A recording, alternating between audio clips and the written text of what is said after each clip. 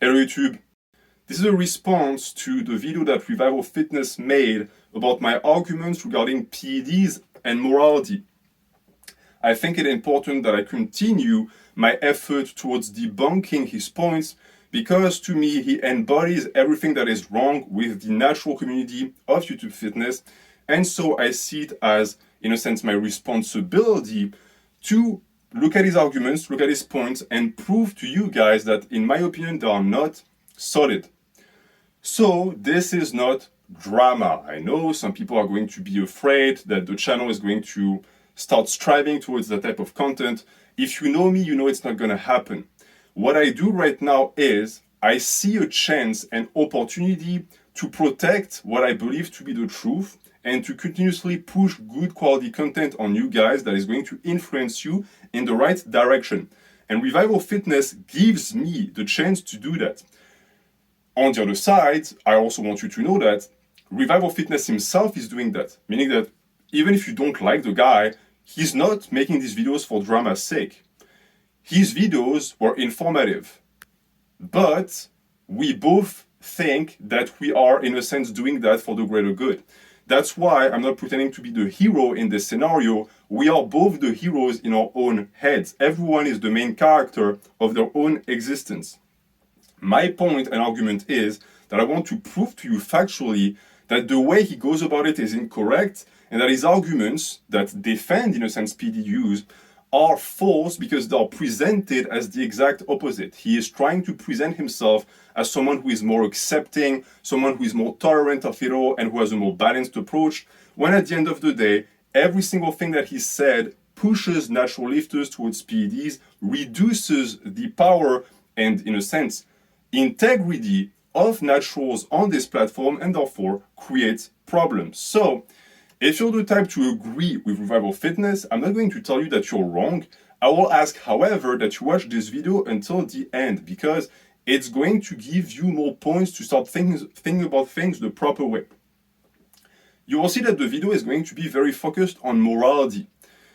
It's not my fault, right? If you want to point the finger at Revival. He's the one who dragged me in the domain of morality and philosophy. I personally love these topics, but I cannot shoulder the blame of the video becoming complicated and intellectual when he is the one who is forcing me to argue his points within that stance. So I will gladly engage with you within the realm of rhetorics, if that is something that you're looking forward to, but it's going to complicate things because most of your arguments, Revival, are based on form. And the content that I put in my video that you should have argued against was mostly left untouched. You barely cited my points. The problems that you have with me is with my demeanor. You don't like the way I speak, but that's not an argument. And I have found in your comments that many of your subs share that same mindset where they seem to be highly anti-confidence and anti-ego, just like you. If you want a good laugh, count the amount of times where he says that I have an inflated ego, or I'm just pompous and I'm preachy. Well, that's the way you feel about me, right? It's your interpretation of my personality. The only thing I am, from my standpoint, is confident. When I speak about things and I'm certain that I'm correct, I look the part. I'm not going to just say, oh, I might be wrong every 2 sentences. You yourself don't do that. And your subscribers like it. They like you because of that, because you are confident. So I say, don't use that type of argument because it is completely dependent on your interpretation. But I find it strange that someone with a fitness channel that is based on self-improvement would have such a large amount of subscribers who don't like confidence at all. The point of fitness is to build up confidence. But I'm not surprised because I'm very familiar with that type of mindset and that type of person in particular. They are the ones who feel bad about themselves, and therefore when someone else is confident and shines and is certain about who they are, they detest that because it makes them feel bad. Well, to these people I say, it's not my problem. Fix yourself first and then come back. You are missing a large amount of the information I share because you cannot see through what you perceive to be arrogance. I also want to state that I have no issues with shit flinging.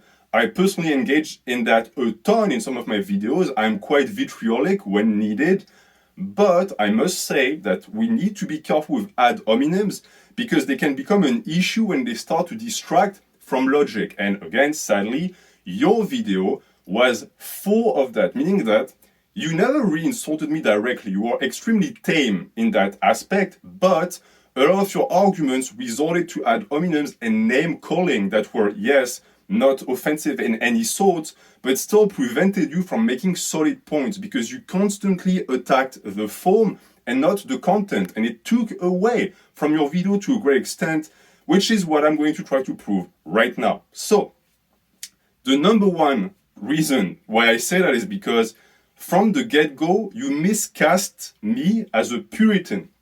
You immediately presented me as some sort of religious nut who thinks that he's Jesus coming back on earth. And the problem is that it colors the rest of your video. Every point you make from that point on is from that standpoint and that baseline. And the issue is that you got me wrong. I don't know who you think I am, but that perception you have of me is you projecting. I am not like that. At no point in my video do I say, oh, I'm just better than you, so listen to me and that's it. No, I always present arguments. But because you perceive me as someone who has no arguments to offer, you don't see them. So then when you make a 40-minute videos about arguments, well, it's just a waste of time because you never point them out. You blatantly refuse to understand also that I'm playing into the caricature that you made. You're the one who came up with the noble natties thing. I just played into it. And at some point you show my thumbnail for the video. Did you really think it was serious?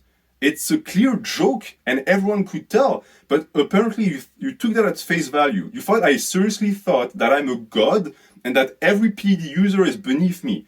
That's not the case, and I never say that in the video. Because, and that's very important, and you can quote me on that and you can go back on my video to see, I never claimed to be morally superior. What I was trying to say instead is, I tried to prove that it was never about that, and that the only ones using the morality argument are PED users. Again, go back in my video. I know I have a tendency to not want to explain things to people in plain terms. I like when people come up to their own conclusions. Sue me for that. I understand some people like to put the key in the door and open the door. I just give the key to people. But apparently it's not enough because you didn't understand that the entirety of the point of my first video was to prove that the discussion around PEDs was never about morality in the first place. It was always about facts and about reason. The people who try to stay away from these things are PED users, because the second we talk about facts, they are completely helpless. And again, I am going to demonstrate that. But that leaves me with two options. Either you actually watched my video and you did not understand it, or you did understand it and you're just engaging in willful ignorance, because that way you can continuously paint me as a Puritan. In both cases, it's not honest. It's a very dishonest way to approach this entire thing. And that also is interesting in my opinion because you said it yourself at some point. You said that I weighted the pros and cons, then preached to my audience when it comes to drug use, meaning that I thought about it and then I projected my conclusions onto my audience. That is absolutely real. It's reasonable. It's a good assessment of what I did, but you don't like it. When you present it as something that is bad. And the reason why is because you don't like the way I say things. Again, you never offer counter-arguments for the pros and the cons that I described. You only have an issue with the way I express them because you are not okay with people preaching to others. I understand that mindset. I just described it. Many people hate it. They hate it when they perceive you to speak from a place of superiority. But again, it's a perception.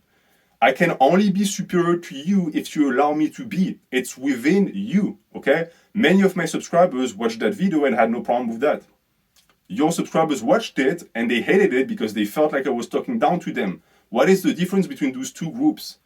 What they have inside is what they thought. The people that align with my thoughts just received more of the same thought, and the people that were opposed to it felt like they were being belittled because I didn't agree with them. That has nothing to do with my arguments. It has everything to do with the people who listen to them. And that leads also to the conclusion that I'm going to offer to you, because apparently I have to say things or people don't understand.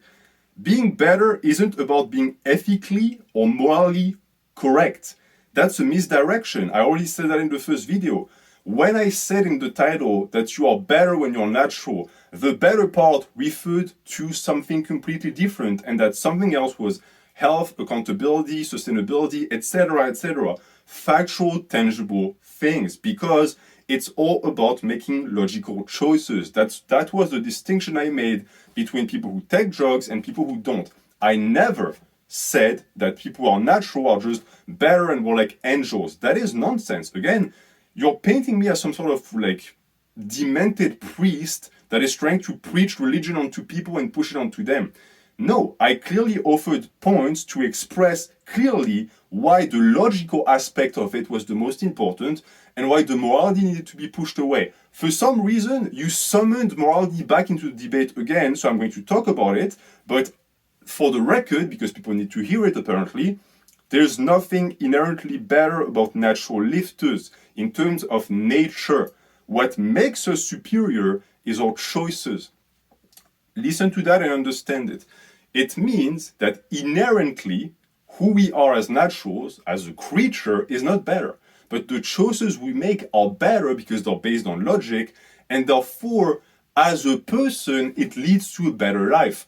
That to me is what a better person is. All of that nonsense about being more moral, etc., I've never cared about that, and none of my arguments were based on that. What I cared about is living a long life, living a happy life, being able to be very proud of your gains, etc., etc.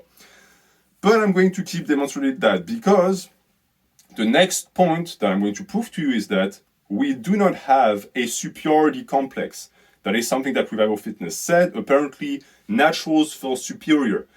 Again, you cannot feel superior, or at least you cannot look at someone and think, they think they're superior. That is an emotion that you feel towards them. They can look at you and think you're inferior, but you have no way to assess that.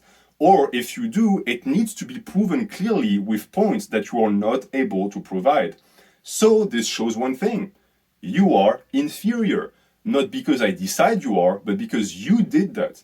By looking at me as the superior being and constantly trying to argue against that, you show that there is a problem in our statuses. You speak to me as if I were the one to grant you equality, but I cannot. You are the one to refuse that own equality for yourself.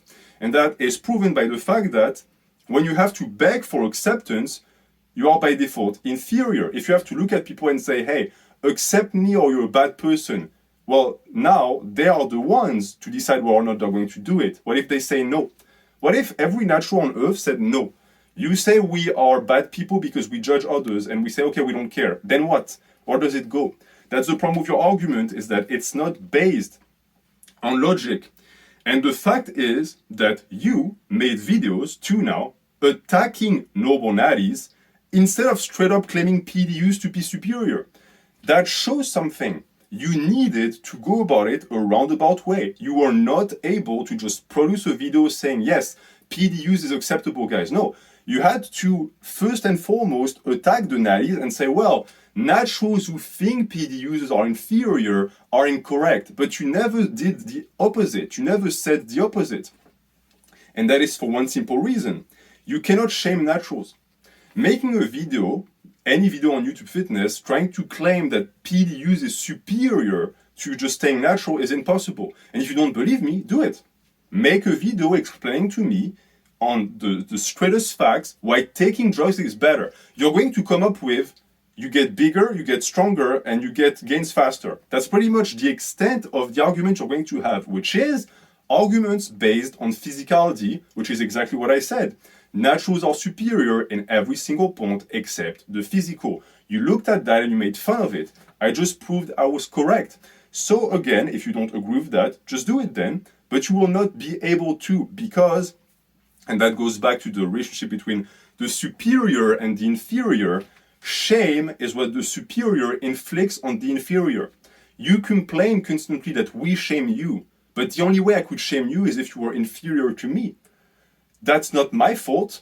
right? If you try to again go back and shame me for being a natural, would you be able to? No, it's absolutely impossible. Why? Because the choices and the logics in our choices would be different. So, for the people who apparently wanted to have a deeper discussion in that topic, yes, shame is something that comes from the self. I do not possess the ability to shame you. Philosophically, this has been researched and demonstrated perfectly well. You project the way others think and feel about you, which creates the shame. So when you tell me, well, stop shaming PD users, I can't. I do not have that power. Again, and that is something that was demonstrated by the people in my comments who complained and said, well, you're shaming me right now. What is wrong with these people? Well, it's very simple to understand. These people have a voice inside themselves which knows that what they're doing is incorrect and is going to be very damaging in the long run, but they're silencing that voice as much as possible. I come along and I just say, well, you know, PD use is damaging for your health. You're not going to keep the gains. You're going to eventually have problems down the line. And that tiny voice in them awakes. And they don't like that because it's shame. That's the voice of shame that I awake. And then instead of looking at themselves, they look at me and they say, hey, shut up, you're making me feel bad. I'm not making you feel bad, you're making yourself feel bad.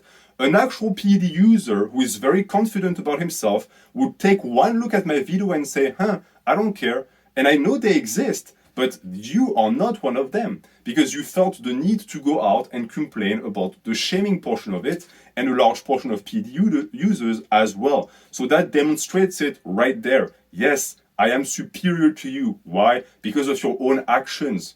You are essentially forcing me through shame, which is paradoxical, to stop shaming you because it's the only recourse you have. You don't have the recourse of factual statements or logical proofs. If you did, you would have used that already, but you haven't. And that is the roundabout way I just described. Revival knows that there is absolutely no pride in taking drugs.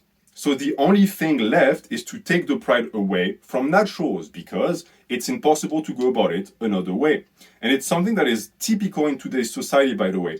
Groups of individuals, cultures, or whatever you want that have no pride usually focus on taking the pride away from others instead of restoring the pride within themselves. For PD users, it's not hard to understand. The stigma is so prevalent, and within people, even completely unreasonable PD users, there always exists the notion and the knowledge that what they're doing is not good. It's improper. And so they can never come to actually be proud of their PDUs. So what they do instead is they attack people who are proud. And the proof of that is that Revival Fitness provides zero arguments as to why natties shouldn't shame PD users or feel superior. Again, I challenge you, go back to his video, peruse through it, and show me, quote me one argument that factually states that naturals shouldn't feel superior or shame PD users for X or Y reason. You will not be able to find it for one simple reason: it doesn't exist. The only thing he says is that naturals shouldn't do it because it makes us pompous. But again, that's confidence that you perceive as arrogance. It is not our problem. It is your problem to fix your perception of people who are solid in the argumentation. And that's it.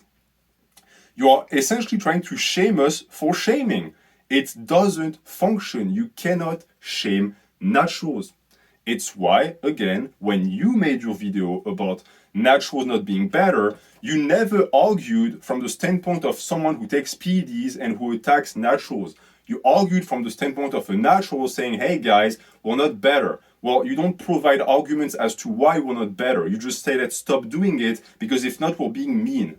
I personally don't care about being mean, but understand that when you claim this, you are again making an appeal to morality. Being mean means nothing. Give reasons why being mean is bad. You gave zero.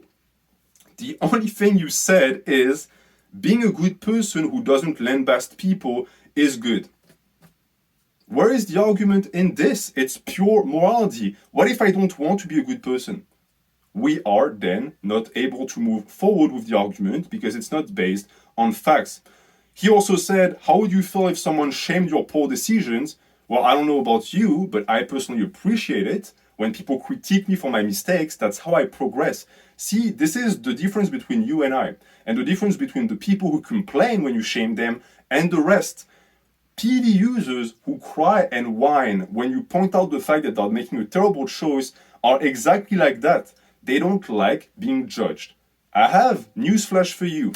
You live in a world, there are other humans around you, you're going to be judged, regardless of what you do.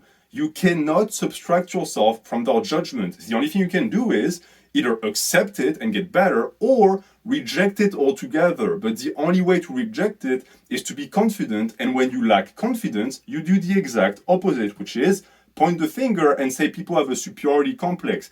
This is the exact same thing that gave birth to this entire privilege thing nowadays, when people like to point the finger at people and say, hey, you're privileged, or you're higher than me, so you need to treat me a certain way. No, we don't. That is not based on facts, it's 100% based on emotion. So, that was for the portion of morality. We're going to get back on morality later, but I must say that this entire thing with shame shows a certain level of either misconceptions or inability to understand the concept as it stands, because, as I explained, shame comes from the self. You cannot ask people to stop shaming you. You should ask yourself for that favor. You're the one who's doing that.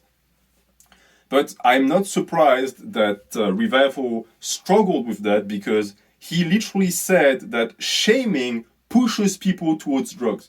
And that is the same argument that fat people use to explain why they stay fat. They say, oh, you fat shame me, so it makes me want to eat more. I'm not even going to argue against that. If you are willing to use that type of argument, there is nothing else to add. That is absolutely incorrect. And it should be obvious to anyone. You are, again, shaming people for shaming you. And on top of that, you're putting the onus of responsibility for your drug use or your problems on them. Like, oh, I'm ruining my life, but it's not my fault. People point the finger at me and say to me that what I'm doing is wrong, so it makes me want to do it more. This is not acceptable as an argument. It has never been.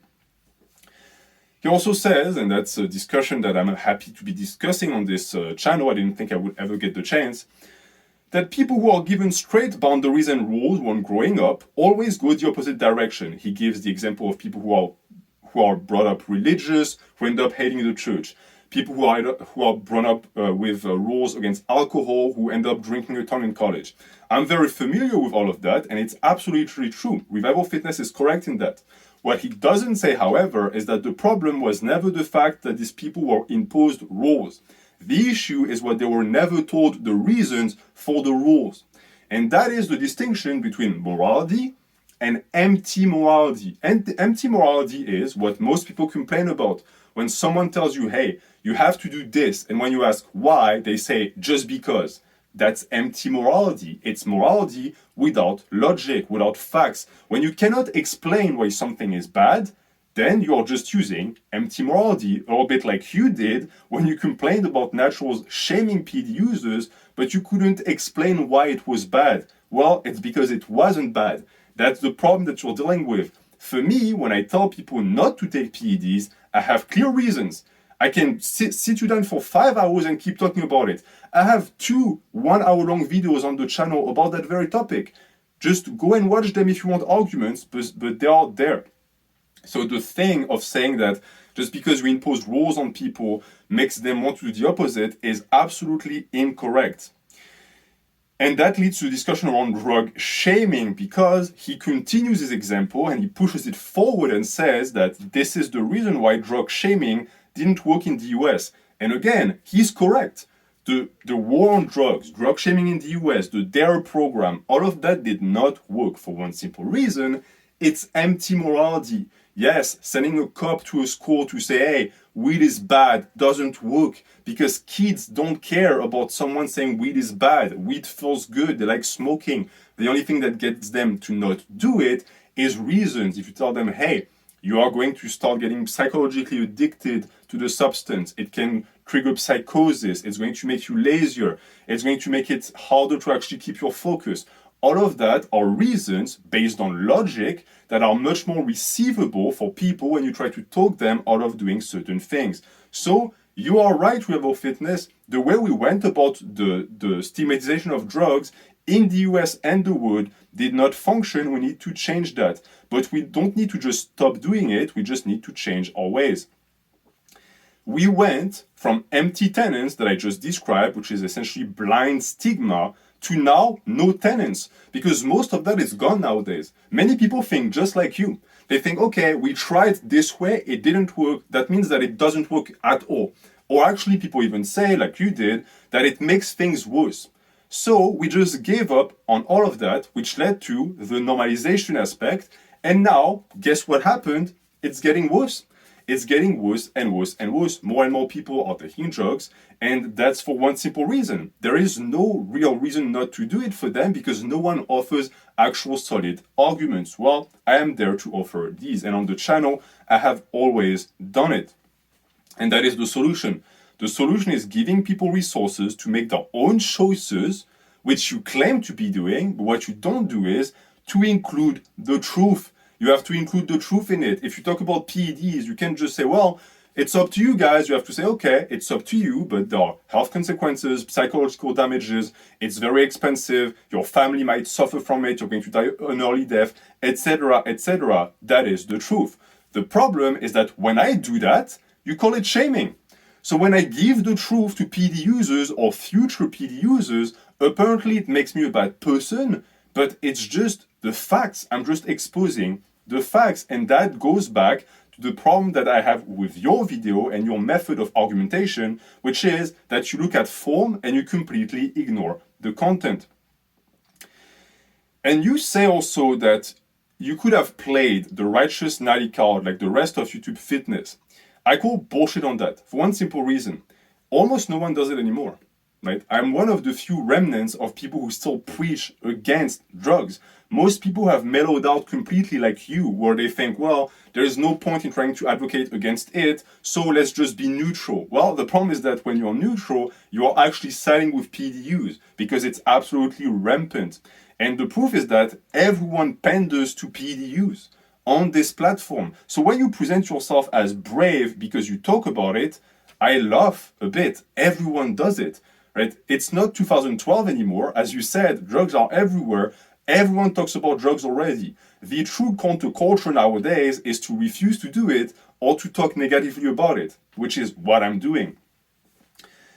And saying that PDs will not go away if we stomp our chest also isn't true for one simple reason. The prevalence of PEDs was caused by cultural subversion. They don't grow on trees. There are people who came on YouTube Fitness and preached about PDUs in a covered fashion to the point that we are in the situation we are today. That's cultural, right? It's a cultural manipulation. The only way to fight it is to do the exact same thing. So if you argue that nothing can be done, you also argue that PDUs just came out of thin air, which it did not.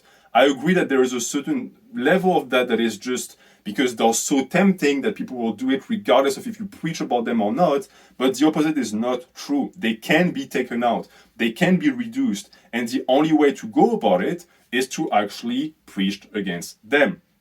Of course, the technique is never going to go away. The actual existence of PEDs is never going to go away, but their prevalence and the amount of people who take, absolutely. And if you argue against that, you argue against the cultural aspect of addiction, which I don't understand how you could. Maybe you're going to try, who knows. And I know that for some people, for Revival including, this is a little bit strange because it feels like I'm talking about a war. And Revival says, who do you talk about when you say we? Is this a war? Well, the answer is very simple, Revival. Yes, it is a war. It is a war for the soul of YouTube Fitness and the future of the teenagers who consume our content. You can just sit back and play it cool and say, well, that's so trial of you, if you want, but refusing to see the reality of what it is simply dishonest. I understand that you're looking at all of these PD users and you see me on the other side and you think, well, that's a lost battle. You might be correct, but it's a battle nonetheless. And I know I'm not the only one who fights it. So you can try to ridicule us for trying to actually better things or even say that we're not making anything better. What you cannot do, however, is to pretend that nothing is happening. You know it's happening. That's why you made the video, to create a response. But that doesn't make me anyone's mommy. I don't know why you would pick the feminine attribute instead of just saying daddy. But in my opinion, and you can disagree with that, I give my subscribers logical points, and then I let them just decide for themselves. And the proof of that is my comment section. Compare the comment section of my video on PEDs and yours. Mine is full of people who quote the video, who argue against one another. Yours is just people who say, oh, I agree, or oh, I disagree. No one even quotes your video, because I don't think they actually listened to any of your points. They just looked at the title and thought, okay, I agree with that. But that's not the proper way to debate or to think about things. Also, I find it particularly disingenuous to call me the type of person who apparently has a herd of fanboys that only listen to my voice and will do whatever, when I am the biggest advocate for free thinking and critical thinking skills. I have made several videos about the topic, so that is simply not receivable.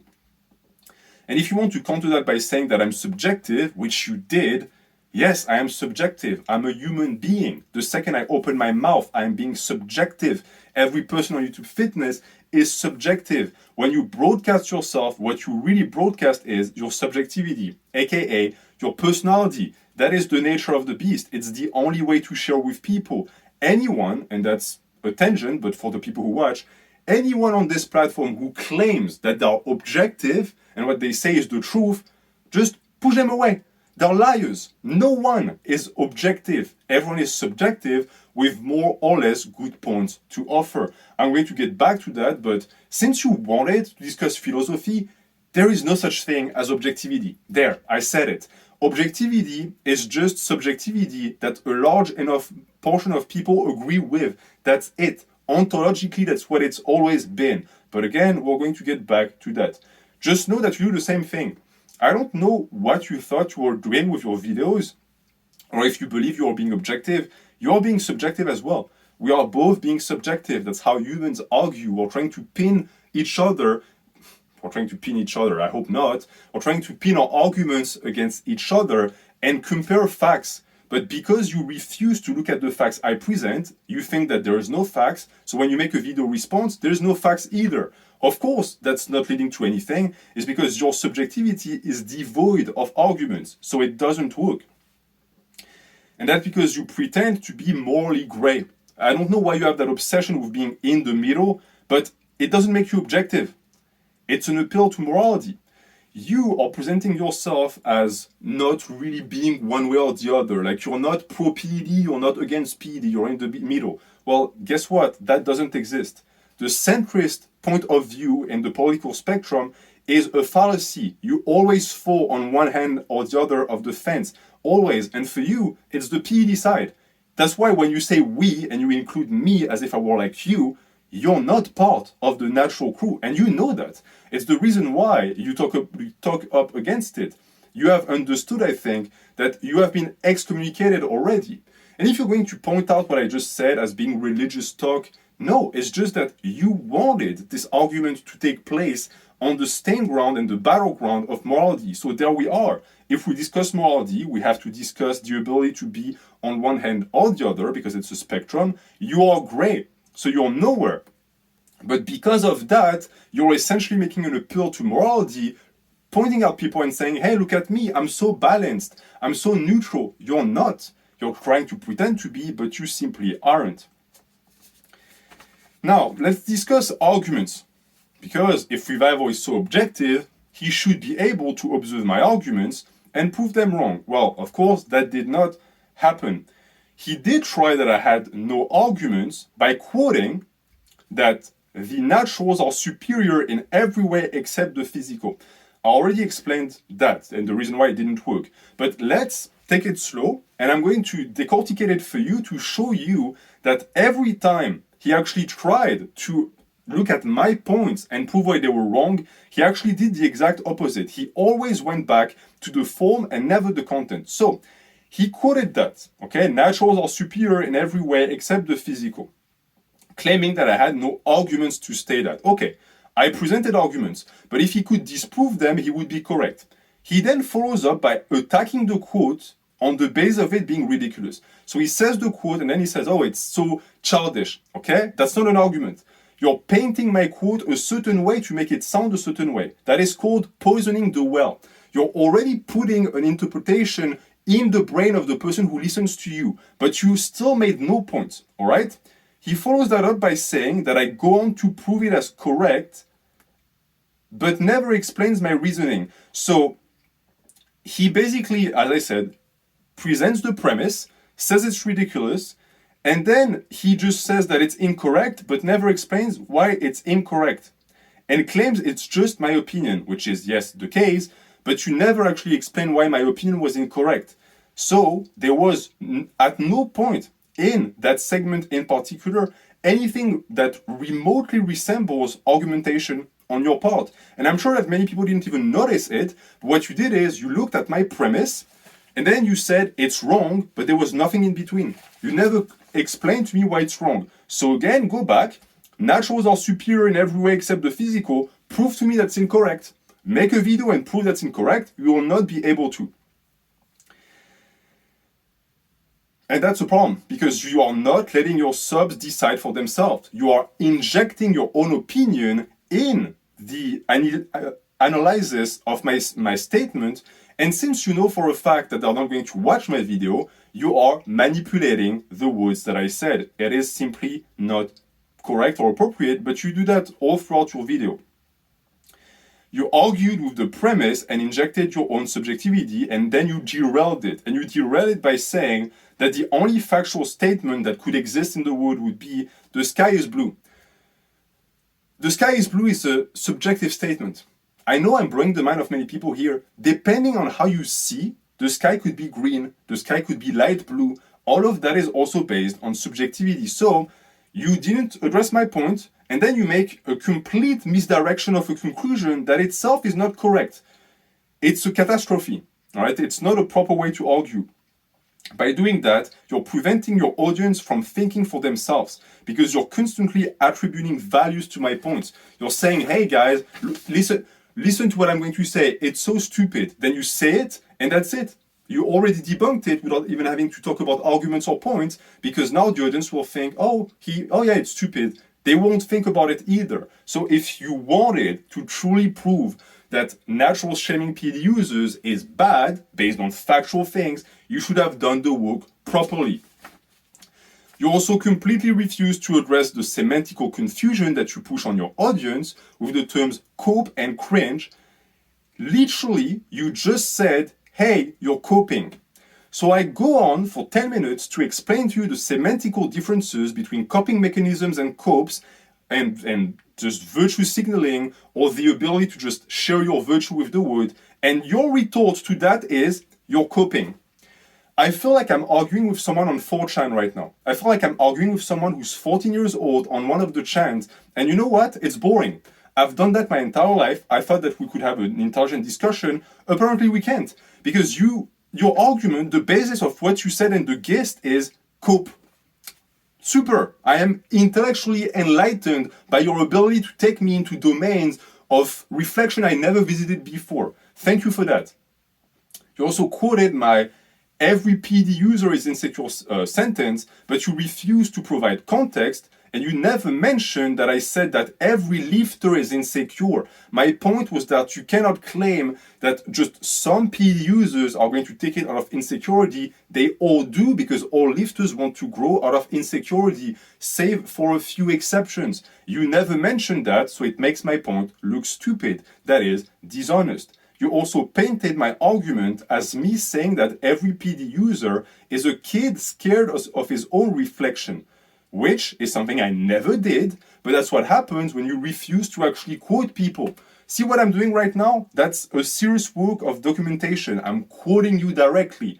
You did not do that. So what you did is you created a boogeyman, just like what you did when you miscasted me as a Puritan, which is absolutely incorrect. You are also trying to, in a sense, shape me into the creature that you want me to be. You want me to be that guy that is high and mighty and thinks he's so superior, when it's never what I was. And my arguments always proves that. The only way you could see it like this is if you just looked at the title of my video and said, okay, that's what he thinks. But again, the title of the video was a joke. It was just copying your title and flipping it to make you think and realize how stupid it was. And you couldn't see it. Again, I hope this was willful ignorance. But for the people who still didn't understand, the entire thing was satire. I was trying to show to you that trying to make a point based on morality didn't work. We need to talk about facts. And that's what I keep doing right now. And that's what you didn't do in your video, as I'm proving in this instance. But it is amusing that you would bring up the insecurity thing, because just before I made this video, I saw a clip by Larry Wills where he said that he started taking PEDs out of insecurity. I'm not saying that it proves anything, but one of the biggest names on this platform that is well known for his open drug use admitted that he took drugs because he was looking at other people taking drugs. And we're talking about Larry Wills with amazing genetics. So why do you think the average noob is going to feel when faced with PED use? They are going to be even more jealous. So this argument and the insecurity thing, I think, is pretty solid. And that leads me to my next point, where Revival keeps saying that PED use is the only way to make it big. And that's why I also mentioned Larry Wills right now. Now, I want to give you a good old dose of reality, because apparently you like honesty and you like telling it like it is. Well, listen to it, because it's 100% correct. None of you, the people who watch Revival Fitness and fantasize about drugs, or you, Revival, will make it. You will not make it. You will not become a pro bodybuilder. You will not become a pro powerlifter. You will not become a model. You will not become an actor. It's never going to happen. You know why? The people who make it to that level were exceptional before the drugs. The drugs were just something that put them on top. Yes, of course, you can be mediocre and abuse drugs and be much better than the next person, but the actual cream of the crop, they had something in them before. I've never denied that. There's an innate ability in some people to excel at certain sports. You add drugs to that, they become absolutely unstoppable. For all of the people who are in their 20s who think, oh, I'm going to do one cycle and make it, you won't. You won't even have as good as a physique as another guy who's in the gym and trains naturally. It's a fallacy, but you need someone to tell you that so that you don't actually do it. Don't jump on drugs because you think, oh, it's the only way to make it. You won't make it. Most of these pro bodybuilders started taking drugs when they were 14, 15, when their puberty wasn't even over. You missed that train a long time ago, and you should feel very lucky that you actually missed it, because the only thing you missed is an early death. So don't feel bad about that, but understand also that it's not going to happen. So it's not a receivable argument. And when you brush off the health consequences and you say that people who don't make it, like I said, just lose money, no. If you do cycles and you don't make it to your big dream, you didn't just lose money. You lost your health. Every cycle you do damages your health. Will one cycle kill you? Of course not, but every single one is an added rock that is piling up and is eventually going to fall and create damages. So just summing it up to losing money is again dishonest. And saying that people are willing to shave years off of their life for major goals is in line with what I just said. It's not true, because what major goals? What are you going to accomplish? You think you're going to score a role in a Hollywood movie? It doesn't work like that. All of the actors that people point and say, oh, he got the role because he's big. No, he had roles before. These people had a foot in the door before, and taking drugs just gave them a chance to be more bankable, every single one of them. So just because you come off the street big doesn't mean you're going to score a role. Do you know the amount of people willing to take drugs to make it? There's millions of you who don't think about consequences. You're just going to be one in the crowd, and it's not going to lead you anywhere.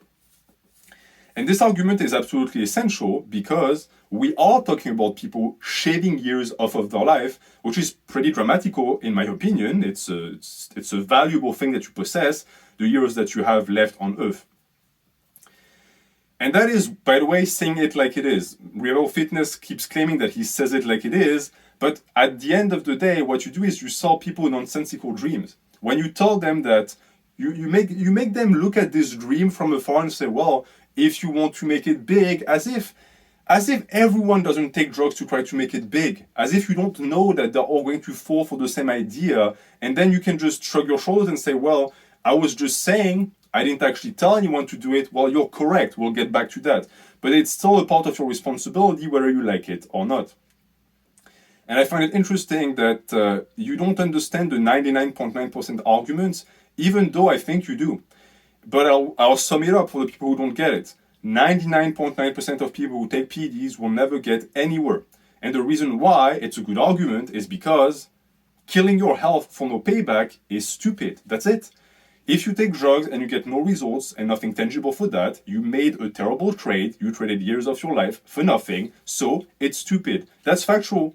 Attack this next time. Not the way I said it. Attack this. Explain to me why someone who took PEDs for 10 years and got nothing out of it didn't make a bad choice. Explain to me that. You can't, because it is, again, factual. But you claim, and that's something that particularly pissed me off, you claim that I would say that they all could have done it naturally. This is a straw man, because I never said that, but on top of that, not only are you putting words in my mouth, you're putting stupid words in my mouth. So in your imagination, you're painting me as someone who's a complete moron, completely moronic. Of course, I would never say that. It's the reason why I'm against PEDs. I understand that people look at the top and think, oh, it's the only way to get there is drugs. And I remind them that, yes, they're correct. The only way to get there is a lot of drugs, but they won't make it, so it's not worth it. I am perfectly aware that no one can compete in bodybuilding without drugs. I have said it in the past. It's why it's a problem. It's why it's so attractive to people. They want to take drugs to compete at the highest level. They won't make it, so it's a bad investment. I made a 50-minute long video rife with arguments, and you somehow managed to find the space to invent arguments I didn't make and to make them stupid. That's intellectual dishonesty. I detest that, okay? You're going to argue with me, you argue with my points. Don't make them up. Because you're arguing against a straw man and a boogeyman of your creation. Likewise, I never said that PED users aren't disciplined, but that most people jumping on drugs are. When you point out Larry Wills and say, oh, you think Larry isn't disciplined? No, I know he is. But he is not most PED users, so it's not a valid point. You constantly use the 0.1% of top lifters as an excuse. It's not proper. You're looking at the exception and you're making it the rule. That simply doesn't work. Again, you're making up things that I never said, and then you don't address points that I'm actually making. That's not a good way to present content to your audience. I don't know if your subscribers are okay with that quality, but I know that mine aren't. It's the reason why I prepared before this. I'm quoting you directly. I'm not making stuff up. I also never said that people willing to trade their health for gains were bad people. Again, it's what you do when you say that naturals are bad for shaming PED users. I said that what they're doing is stupid. That's not the same thing. You can be stupid and be moral.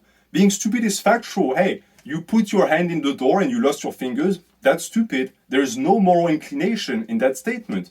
And the worst part is that a lot of PED users agree.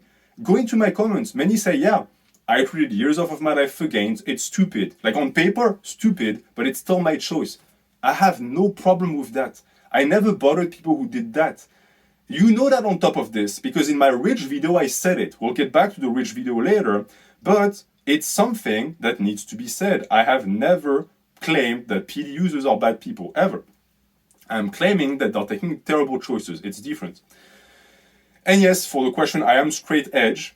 So all of the drug whataboutism doesn't work on me. For all of the people who are going to say, well, you don't like PEDs, but you're okay with alcohol. No, I'm against all of them. If I had a button right there to push and all drugs disappeared, I would press it so hard, I would make a hole through my leg. I don't have that power, lucky you, but I would. But the thing too is that I'm not an extremist about it. Like for me, someone who's straight edge is someone who refuses to get inebriated and who doesn't seek substances for the sake of pleasure. That's it. I still drink wine. Some people would say, well, that you're not straight edge. I disagree. I drink wine the way I would drink water. If tomorrow I don't want to drink wine anymore, I will stop. I drink it because, one, the possibility for it for being beneficial for me. That's a long discussion, but more of that is just drink it because I enjoy it, right? There is nothing in this that is an addiction. The problem is that on the flip side of that, if you take any of the substance that I preach against, like alcohol, for example, in that case, or PED use, you don't just inject test one day and then you go for 4 months without it. For me, I have like a glass maybe every 2 months. So the difference is that I can live without it. It's also the crux of my argument. The problem with PED use is that you become dependent because you cannot physically live without it. That is the issue of addictions. I don't really have a problem with the substance or the drugs themselves. I have a problem with what they do to humans. The problem is that they make people addicted to them. But even that is a shitty excuse. Just because alcohol is bad doesn't make PEDs less bad. You can say that people who drink alcohol and are against PEDs are hypocrites, but you cannot state that it just equalizes, and that just because you drink alcohol doesn't mean that you get to be against PEDs. That is not correct. Again, it's whataboutism. You cannot just look at one issue and then contradict others that disagree with the issue because they are not 100% aligned with what you perceive to be, again, morality. You can be against certain drugs and not other drugs. Yes, it makes you incomplete, but it doesn't make you wrong. Also, just because society is doing something doesn't make it right. That should be obvious. It's the difference between reason versus morals. When you say something like this and you say that, well, everyone is drinking alcohol or more people are taking PEDs, so it's becoming okay. No, it's not. What you're describing is empty morality. You cannot explain why it's becoming okay. You just see a shift in the cultural paradigm of humanity and you just accept it as it is. That is empty morality. Again, it's just something that is being pushed on people. They accept blindly and they cannot explain why it's a good or a bad thing. Reason allows you to question morality and then come up to your own conclusion. This is, again, made particularly bad by the fact that you said that the main point of my argument is moral superiority. There's no way to argue against that. I just proved to you you're wrong. None of my argument is based on morality. The entirety of your argument is based on morality. The only way to disprove what I just said is to come out and give me factual reasons as to why PED use is acceptable and why we need to stop shaming them. If you cannot, you have no arguments, so you are arguing from a standpoint of morality, and therefore you are accusing me of what you do. I also want to insist on the fact that saying that someone is wrong is not an argument. You do that in your videos so many times where you say, well, what he said is ridiculous or what he said is stupid, but then you don't explain why. And therefore, it's not an argument, it's not valid. And that goes for the SJW calling, right? I called you an SJW, so you call me an SJW. Again, I feel like I'm on 4chan all over again. It's an ad hominem, right? Calling someone an SJW is an ad hominem until you back it up, which I did. You did not. What you did in your video is you created some photo montage of me with blue hair, and that's it. That was the extent of your argumentation. How is your audience eating that up? I have no idea, but it's incredibly dishonest. For me, I call you an SJW for one simple reason. It's because you manipulate language, you use strawman arguments, you take things out of context, you employ willful ignorance, you inaccurately represent your opponent to match your goals, and you silence discourse. All of these I just demonstrated. In my video, I can go back and point them out one by one. You did none of that. You never explained why. You just name called me and that's it. Just like when you said, oh, you're copying, but you couldn't explain why. Now I'm an SJW, but you can explain why. The main threat of SJWs is that they're dishonest. Who is dishonest here? All of my arguments are on the table. Argue against them. You never did it. And that is because you confuse my honesty for arrogance, and therefore it makes you not want to actually look at my arguments. I also must say that the perceived moral high horse that you describe as me being on, one, doesn't exist because it means nothing. For the people who like semantics, perceived moral high horse, what does that even mean? It means nothing. That's why I said that you made a mistake when you started talking about moralities, because you're not versed. You are not educated enough in the matter to start discussing that type of things. You got lost in the sauce, as the youth says. You are not in the proper place to be making arguments. It's just not the type of things you're good at. I'm not calling you stupid, I'm just saying that it's what surprised me when you tried to drag me into these waters, because you clearly don't know how to swim. But as for that moral high horse that I'm apparently on, that I've proven that I don't possess, what is supposed to be the opposite? Like, are you supposed to be on your objective horse? So I'm on the moral subjective horse and you're on the objective factual horse. I think that you're flipping the script here. I think that it's projection in a sense. I have proven to you in this instant that none of my arguments were based on morality, and that if anything, I myself question morality. Again, look at what I just said about alcohol. I'm against alcohol, I still drink some of it. I understand that some of it is good and some of it is bad. I'm not the type to make blanket statements. You are, okay? So when you argue, think about the things you say too. Because you claim there is no such thing as truth, in a sense, which is ignorant. Because you are correct in a sense, truth is subjective, but we can agree on certain things if we discuss facts. Because we don't discuss facts in this response video, it's not going to happen. And I want to point out that this is demonstrated beautifully by the tendency that Revival Fitness has of saying, who are you to say that?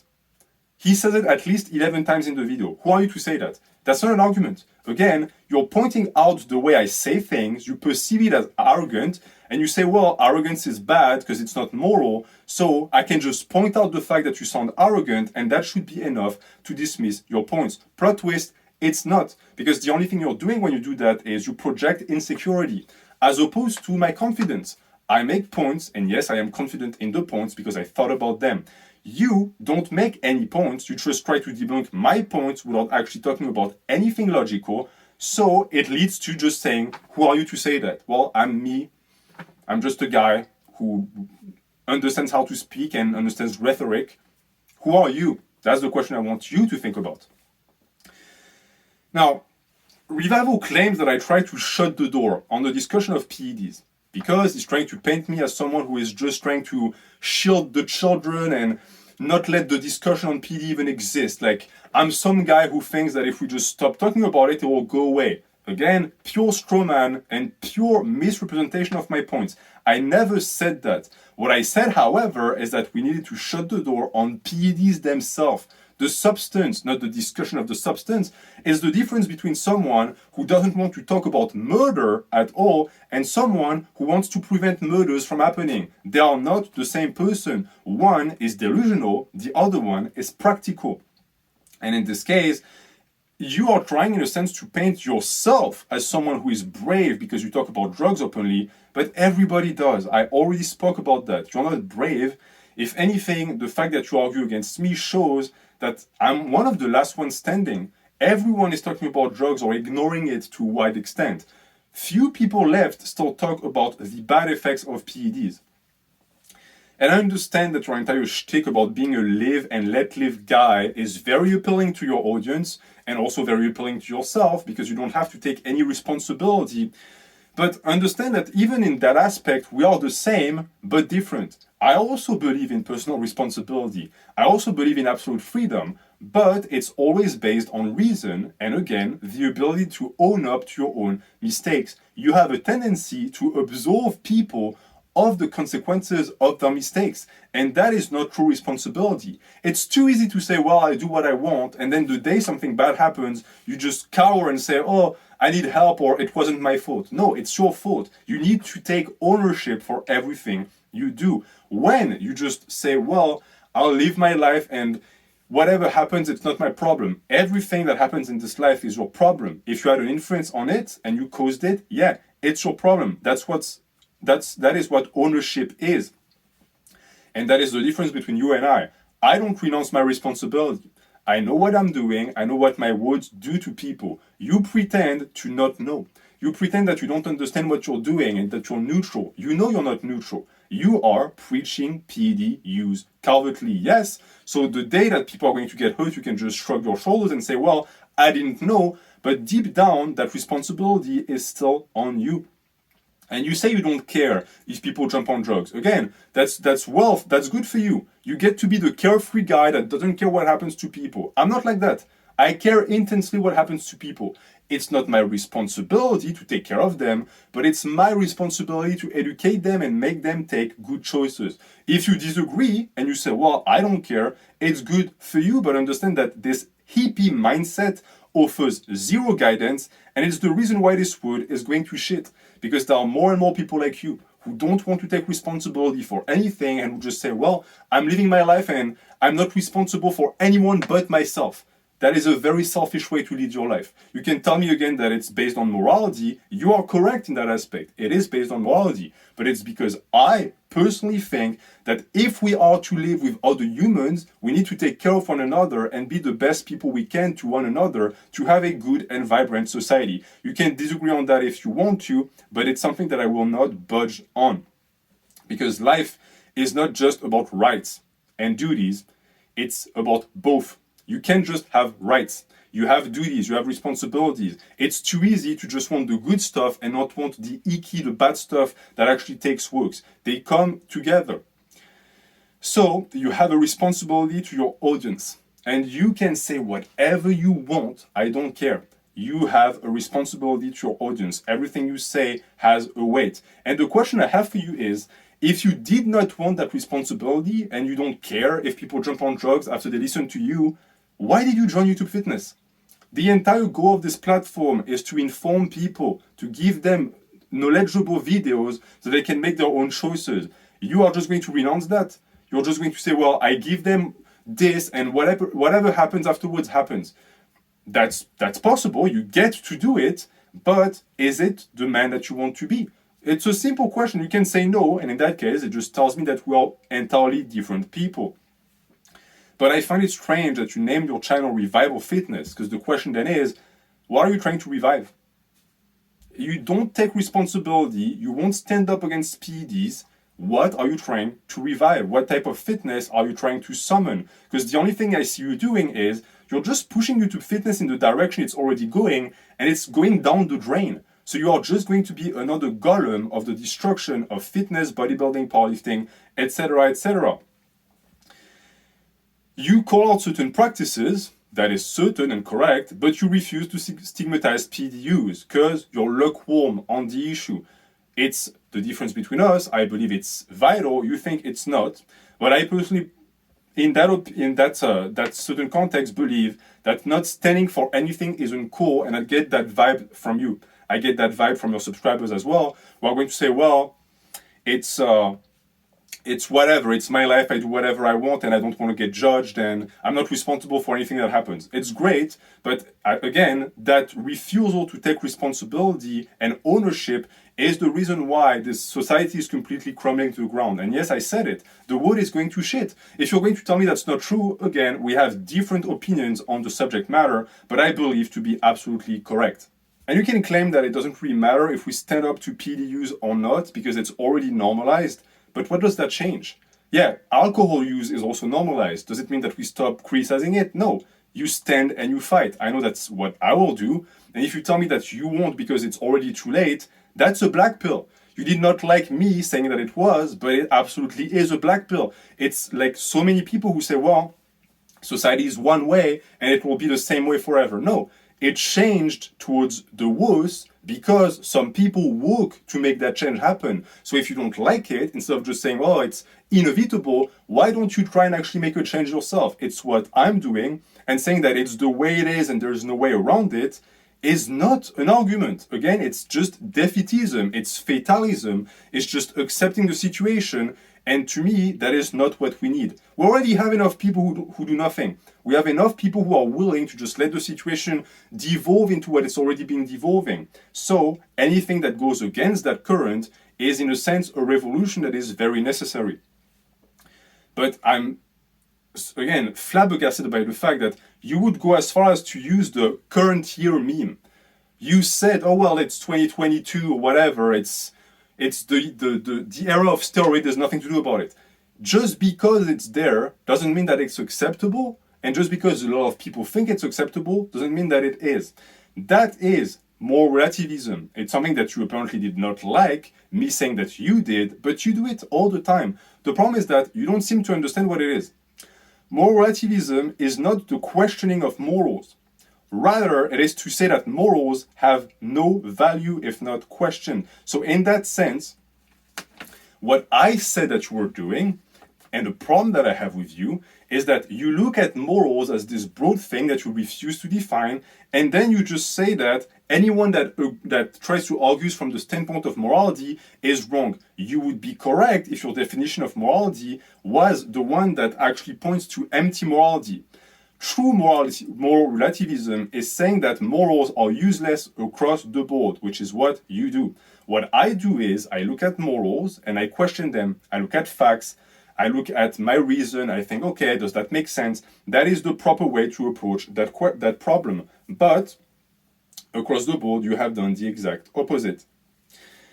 If you came out and said that taking PEDs is morally justifiable, it would be one thing, but you refuse to pick a side of the fence. See, if you did that, as I said, if you just made a video saying, well, natural lifting is inferior, I would vibe with that. I'd say, okay, he's questioning morality. He's going to bring up arguments to explain why the moral standpoint of anti-drug use is bad. You never do that. You just, again, blanket statement attack any amount of morality, which to me shows that you don't understand what it is. So for the people who are lost and don't get it, one, read Nietzsche, and two, morality is just amalgamated subjectivities that become objective for the sake of the group. You seem to believe that morality is something that falls from the skies and that we follow blindly. Wrong. Morality and its genealogy was created by human beings for the sake of societies.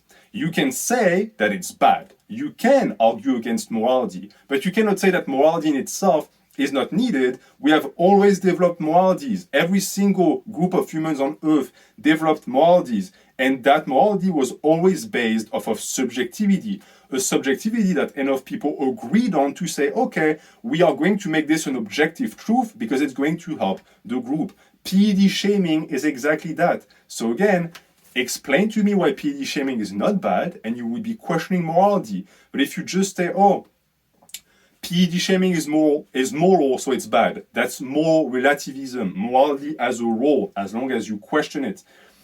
And just to deal the final blow of the people who are going to say that the video is devolving into intellectual principles, that's what happens when you try to argue on the standpoint of morality. Objectivity also doesn't exist, but I already said that. Every single opinion on earth is subjective. So if you say that PED is a danger to society, it's subjective, but if enough people agree, it becomes objective. Likewise, if you manage to get your way and enough people start thinking that PED use is whatever, it will start becoming objective, and PED use is going to be normalized. It's exactly what I'm trying to fight against. Because just because you say you don't glorify PED use doesn't mean that you don't. Because the intent of what you do matters. And that is the true problem with this entire discussion. It's not about morality, it's about intent. We should question morals, but the only way to do that is to apply subjectivity. The problem is that when I say things and I present arguments, you dismiss them by calling them subjective. Yes, they are subjective. Every argument on earth is, until enough people agree with them. What you do is cultural subversion that only serves to promote PED use. You said that you did not understand why I said that when you take away morality from non-drug users, you strengthen PED use. Well, I'm explaining to you right now. The reason why I said that is because when you remove morality, you remove the reasonable arguments that people came up for years and years to explain why PED use is bad, and you just dash that away and say, okay, now argue. You took away all of my arguments. How am I supposed to argue? It's not possible. Now that I've spoken in length about the reasons why I said that the entire focus on morality really comes from PED users, that Revival Fitness has no actual factual points to offer, and that what he's actually doing is he's working towards the actual promotion of PED use, I can get into the details, because when I say that someone does something, I provide proofs. So these are direct quotations from him in his video that are going to actually corroborate my point. The first one being that he said that the fact that PED users do come off or lower their doses means that they aren't junkies. It is a text that is present in his video. You can go check it out. So the argument is that because apparently they have the ability to reduce the amount of drug they take, then it means that they're not really addicted. That shows to me a complete misunderstanding of what addiction is on a psychological level. Because between life and death, people always pick life. Yes, there are junkies who relapse, but if you look at case studies of, for example, heroin addicts who relapse and OD, they don't take a ton of drugs thinking, oh, it's going to kill me. They cannot quit the drug, so they take more and more and more. But when they come back, they take so much because they think that they can just still have the resistance that they used to have, and therefore the body just dies. What he presents is the idea that if someone doesn't die from their use directly, then it means that they're not really junkies. But again, as I just said, no one dies from drugs in that fashion. No one is going to do so much drugs that it kills them willingly. That's the problem with drugs. It sneaks up on you. What kills you is the fact that you are simply unable to quit, which he presents in a fashion as if they had a choice. Understand one thing. PED users, all of those pro bodybuilders that come off, they don't do it willingly. They don't have a choice. It's usually their doctors who tells them, hey, you are going to die. Like, we're at a point where you damage your health so much that unless you go off entirely, you are dead. And then we have discussed the quality of life of these men who are off and who are miserable because their hormonal profile is not where it should be. But that's a different discussion. It's the same for people who lower their doses. I know it has become a trend for bodybuilders to say that they're slimming down. What they're really doing is they're reducing the amount of compounds, because if they stayed on those heavy cycles, they would die. It is actually a perfect sign that they are junkies. But Revival Fitness presents that as a reason why promoting PED use is not that bad, because apparently it doesn't create addicts like I depict it as. Also, saying that if you can keep your health relatively in check, PEDs are okay. That is a point I already debunked in the previous video. You ignore the fact that people come off because their health goes to shit. So your two statements contradict one another. On one hand, apparently PED users who can come off demonstrate the fact they're not addicted.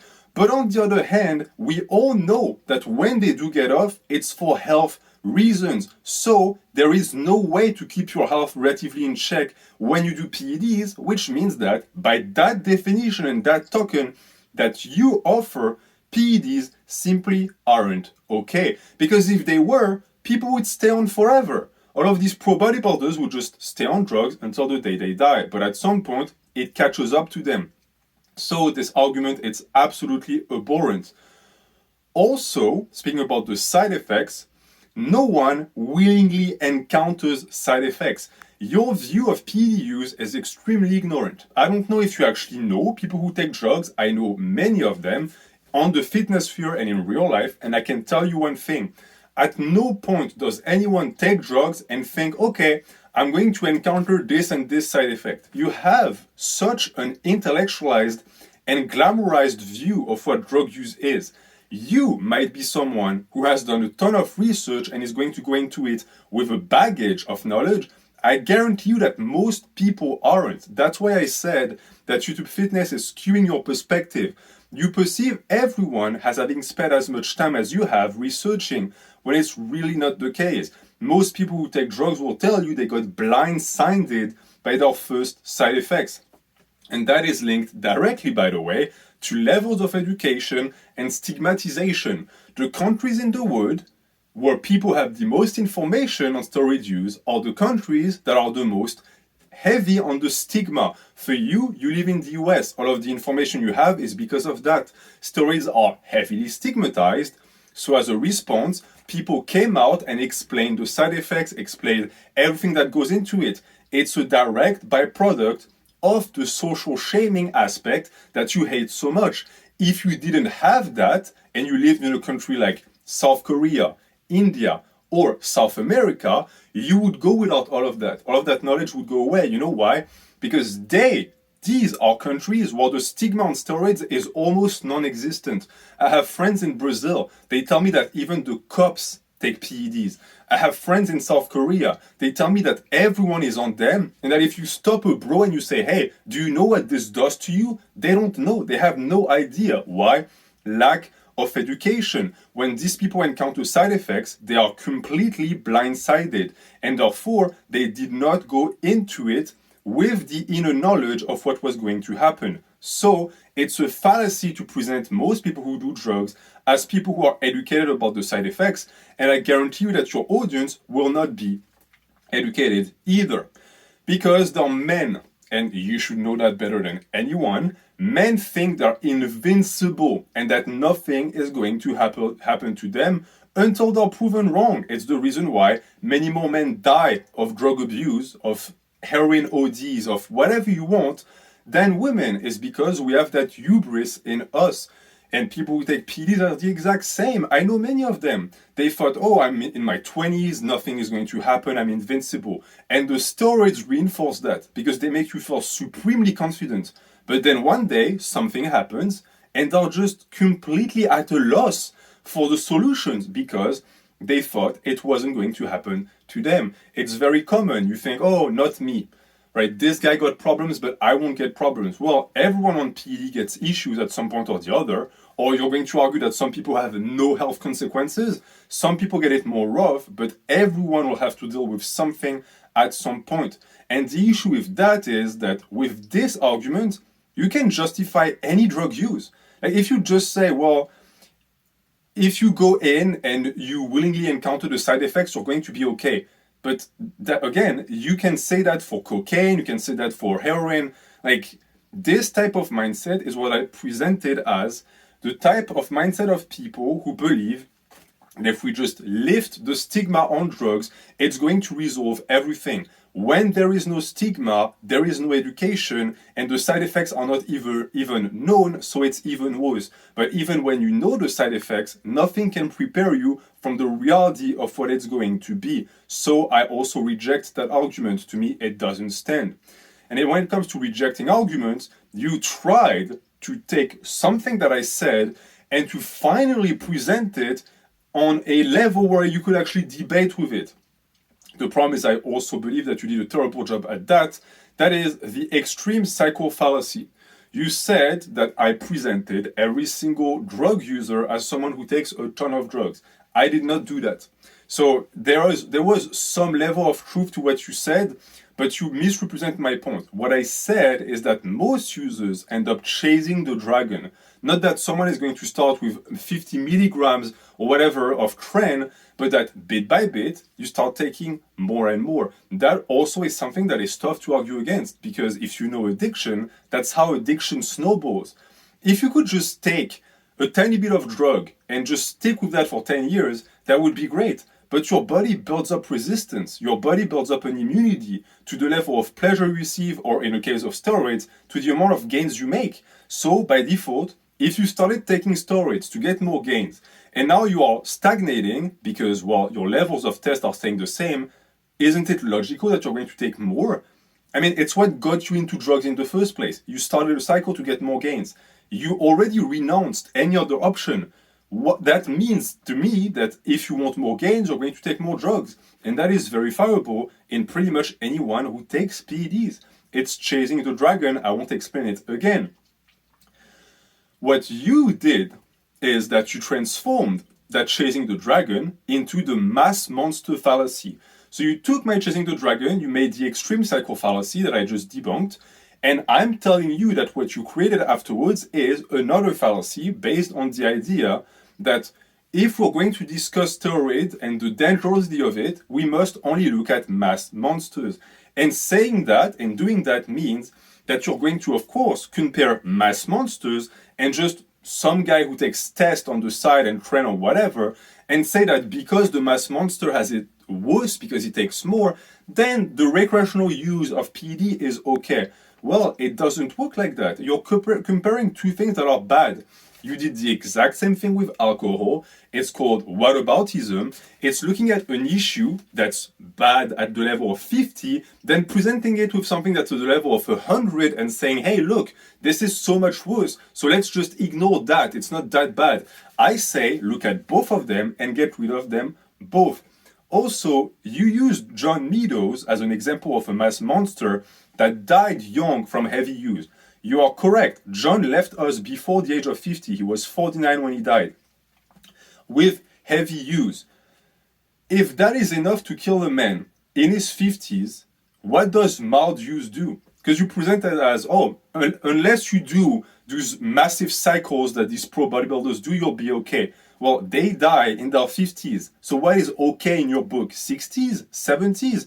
You have to discuss these things in no uncertain terms. Because if you don't, it makes you look confusing and also puts certain meanings in your words. For example, the fact that if we're going to talk about John, you presented me as a hypocrite because you pretty much said that I commented under John's videos, even though he was a PED user, which apparently makes me a hypocrite. But then after that, you lumped me in with the people who only cared after he had his heart attack. So you have to pick. I can be a bad person if you want, but you have to explain why. And here you just contradict yourself. On one hand, and that is something that is to come up later, you point me out and you say, well, if you hate PEDs so much, why did you comment on the PED users' videos like John? And then I also somehow I'm part of the people who are hypocrites and who talked behind his back, then he died and I became a fanboy. This is not acceptable because you're not presenting me for who I am. If you're going to attack me for who I am and my points. I think there's enough in the 50-minute video where you don't have to make stuff up. But to continue with that level of hypocrisy that I particularly think very unprofessional, you showed in your segment my rich piano video, again to prove that I'm a hypocrite. This shows one thing. You haven't watched the video. You plug that video in your segment because to you and to your audience, it is going to show that I'm engaging in double speak. Like on one hand, I tell people PEDs are bad, and on the other hand, I like a PED user. This means that the person who likes nuances is you. I am someone who is personally nuanced, and if you watch that video, you would know. Because the reason why I like Rich, and I still, yes, miss Rich, is because he was the first one to call out PED users. He was the first one to tell them to stop lying, and the first one to openly admit he was going to die. It's the only thing I ever asked of people. Just be honest. Rich was honest, so yes, I liked him very much. You would have known that if only you had watched the video. But we're going to continue because, as I said, the vast majority of your arguments are just plainly dishonest. So if you're going to play that game, I'm going to play it too, and you'll see that I'm better at it than you. You also bring up the comments things. Because, yes, when I started the channel for a year straight, I was in every single comment section known to men. That is absolutely true. I have never denied that. All of the comments I ever posted are still available to the public. The problem is that the ones that you showed to demonstrate that I'm a hypocrite and that I apparently love PED users and I used to post in their comments all the time were all from comment sections of natural lifters. Every single comment you posted, I still remember them all. I can still go and fetch them underneath the correct video. They're all underneath channels of people who are natural. But that does not mean that I don't actually post underneath PED users. I did. You are correct in that. I posted under Juji Mufu, I posted under John Meadows. These guys, yes, are on drugs, and yes, they have my respect and appreciation. But it's because, again, I'm nuanced. Unlike what you say, I have never lumped every single PED user in the same bag. I realize that some of them give good information, some give bad info. But the one thing they have in common, and I will repeat, is that they're all destroying their health. I don't watch them for that reason, but it's the truth. What do you want me to do? To spam their comments saying you're going to die? That would make me a noble natty. That would make me the person you want me to be for your argument to function. But I refuse to do that because, in my opinion, it's counterproductive. I have never done that. It's always, for me, from a standpoint of empathy and trying to help others. I respect that these guys have made their choices. In my opinion, they're terrible choices, but it's their life. For the other people who haven't yet decided to take PEDs is where I can intervene.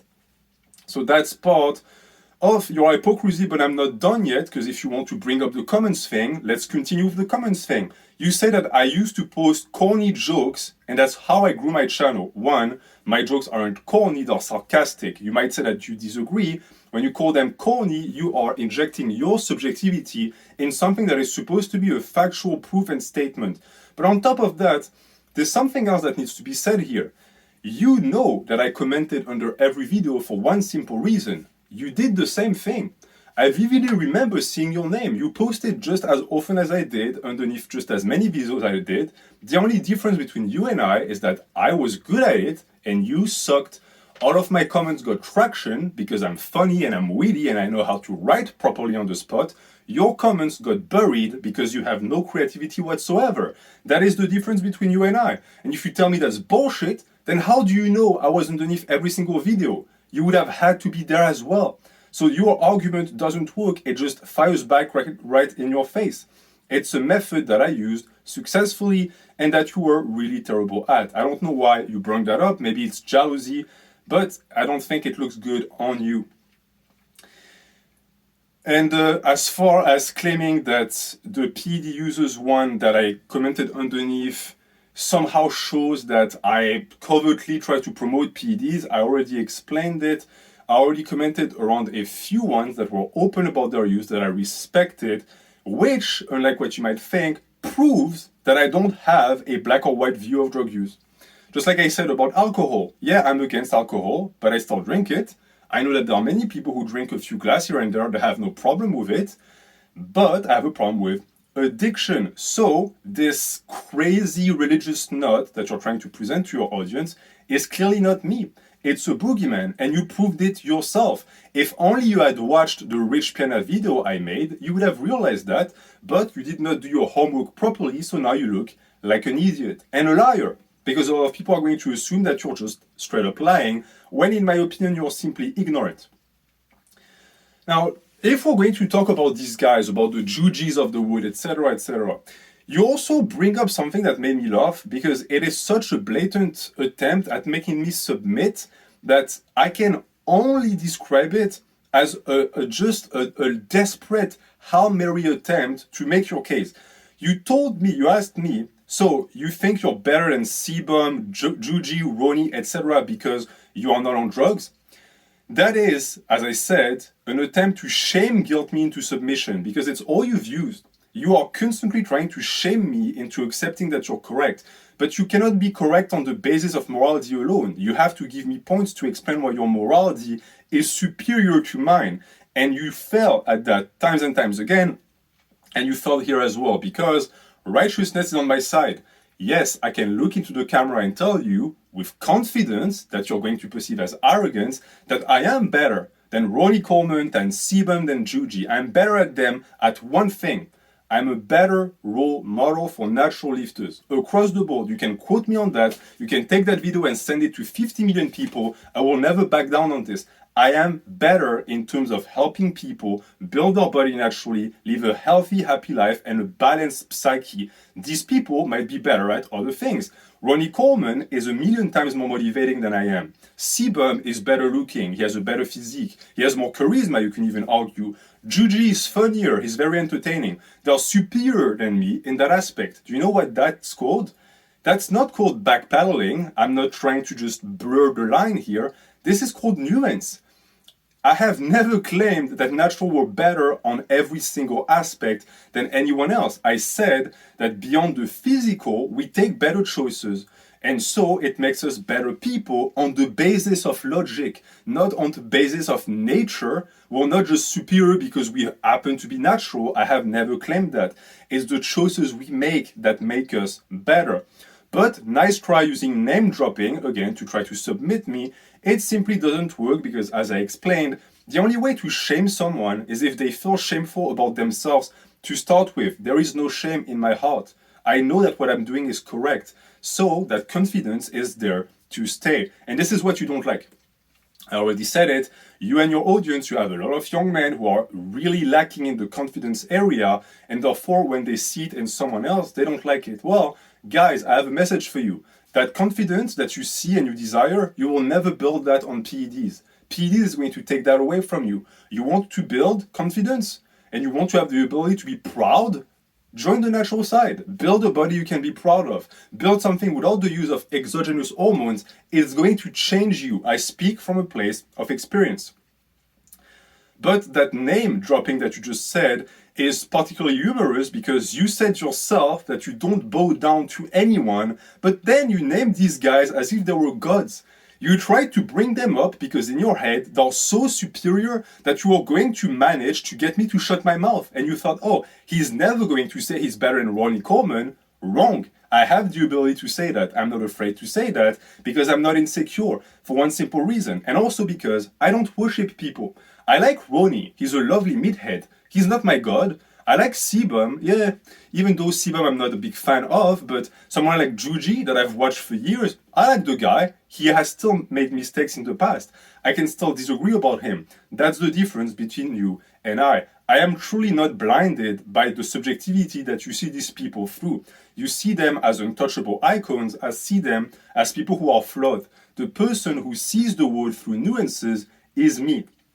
Now, you went on to say, and that's this one I'm going to have a field day with, that people from Arnold's era are still alive. Now, this argument I have heard a million times, so I'm going to use this video as an excuse to just kill it.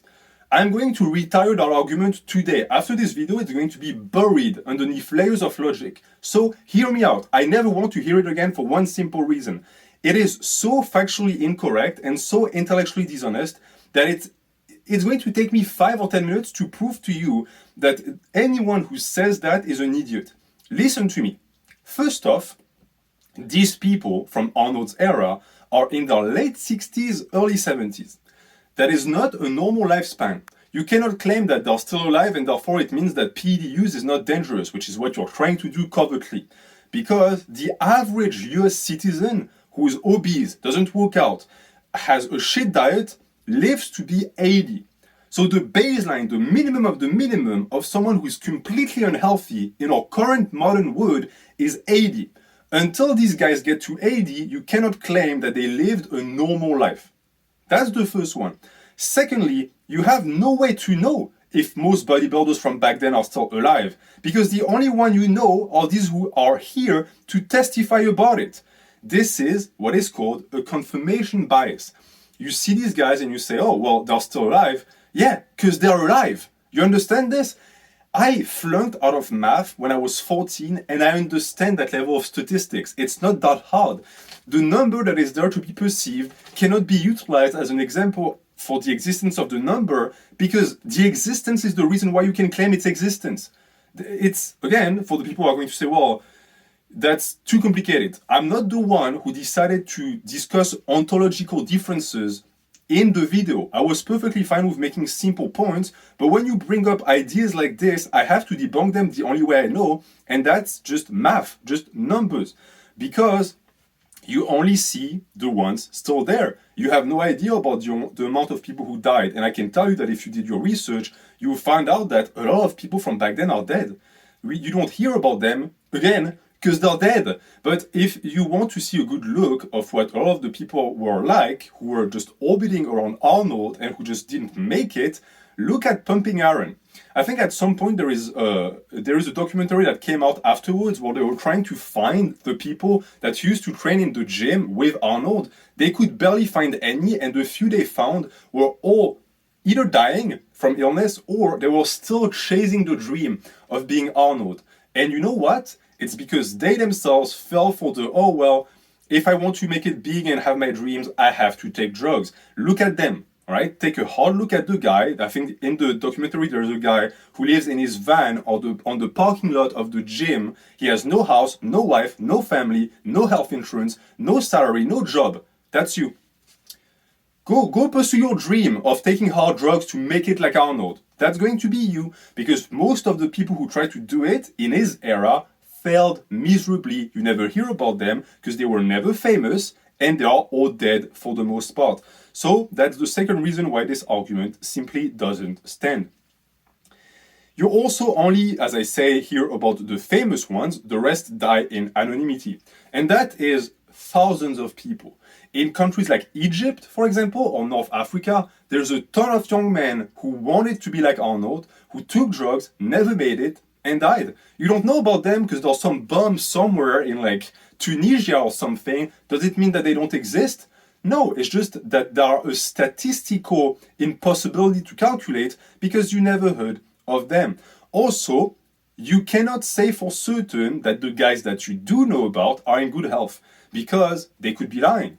It's social media. You truly think that a guy from Arnold's era is going to come on camera and say, oh, my life is miserable and my liver is failing? No, they put up a front. They don't want to admit that they fucked up, so they actually play a role. And the proof of that is that if you did a little bit of research, you would have found out that Arnold had multiple open heart surgeries and he was rumored to receive a liver transplant at some point, of which there is no evidence. I'm going to give you that there is no evidence, but for the people who remember, 10 years ago, there used to be articles about it, and it has been since scrubbed from the internet. So I don't know why. I'm not going to go into conspiracy theories as to why, but even Arnold is not in good health. So taking him as an example is not correct and proper. And on top of that, he's incredibly wealthy. He had all of these problems and he fixed them because he has money. If you have a problem with your organs, you think you're going to get one within 2 years? No, you'll be at the bottom of the list because you won't make it. You won't become a movie star. You won't become a politician or a pro bodybuilder. There's no money left in pro bodybuilding. You're going to be just another schmuck in a hospital bed that is not going to receive his organs. And if you tell me that, oh, you're fear-mongering, I'm not the one who's bringing up stupid examples like this. I'm not the one who's saying, well, PED use is okay because people who took them back when Arnold was alive are still alive and kicking. This is why I have to go to these extremes, is because I'm arguing against someone who apparently hasn't realized that the examples he uses are flawed. So that's for this. I never want to hear that example again. All right, it's over. If you say it now, we're going to take a stamp and just put it on your forehead. It's going to say idiot, because that's what you are. You have all of the proof that this is not a proper argument to use. It's also particularly stupid because drugs impact us differently, right? Saying that is the equivalent of saying, oh, well, there's a rock star that's taken heroin for 4 years and is still alive, so heroin is okay. No, he's just incredibly resistant to heroin. Look at a guy like Joey Diaz. Joey Diaz is a walking cigar. The guy has taken more drugs than the entire population of New Jersey. He's still alive. He's still in good health. You know why? He's incredibly resistant to drugs. Someone else, you give him 1/3 of what Diaz took, he would die. Period. Most people who are on heroin within 5 years are dead. You know why? Because the drugs are that dangerous. It depends on the drug, of course, but pointing out at someone like Arnold, who might just be really resistant to the amount of steroids it takes to become pro, and then saying that it means that it's fine, is also not receivable. I know people who smoke and they've smoked for 80 years, they're still alive. Does it mean that we all must smoke or that smoking is okay? No, it's a case-by-case thing. And it continues. I know it's mind-boggling to think that someone could produce as many bad arguments in a row, but it's not over. Revival Fitness also said that people are going to die in their late 60s regardless. So his point is that you're going to die young, so just take PEDs, right? If someone who took drugs could live in until he's 70, and you're going to die when you're 60, what is the difference? First off, it's incorrect, right? Statistically speaking, almost no one dies in their 60s, all right? It's rare. For the normal people who are healthy without diabetes or obesity or cancers, you don't die in your 60. You don't die of old age in your 60. That is a pessimistic, unsourced viewpoint that is actually fear-mongering. You accuse me of fear-mongering people. You fear-monger people by saying, hey, your life is going to be over anyway, so just take drugs. The way you do it is much more pernicious and vicious than the way I do it, because at least the facts I use are correct. When I tell you that PED use is going to shorten your life, it's factually correct. When you say that it doesn't matter because your life is going to end anyway, that is untrue. For one simple reason. You use PED users and you say, oh, they live into their 70s. Well, I have proven that your argument doesn't stand, but I'm going to fire back with one that does. Natural bodybuilders from the early 2000s lived to be into their 90s. Some of them made it when they were 100.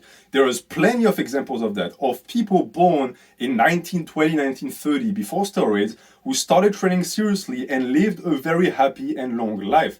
That is factual, anecdotal evidence. Therefore, it is incorrect to say that natural lifters are going to die young anyways. We are building the ability to live a longer life. PED use is doing the exact opposite. So saying that you don't know how long you're going to live isn't an argument, because no one knows. But I'm not surprised you would use that. I have heard that argument a million times, of people who say, well, he takes PEDs, he might die early, but you don't know when you're going to die. Well, yes, you're correct. I might get hit by a car tomorrow and die, but no one knows that. Like, we're not going to base our ability to live a long life and the actions that we do in life off of completely unforeseen events. Because if we did that, well, might as well just empty my bank account and go fuck hookers, because I might be dead tomorrow, right?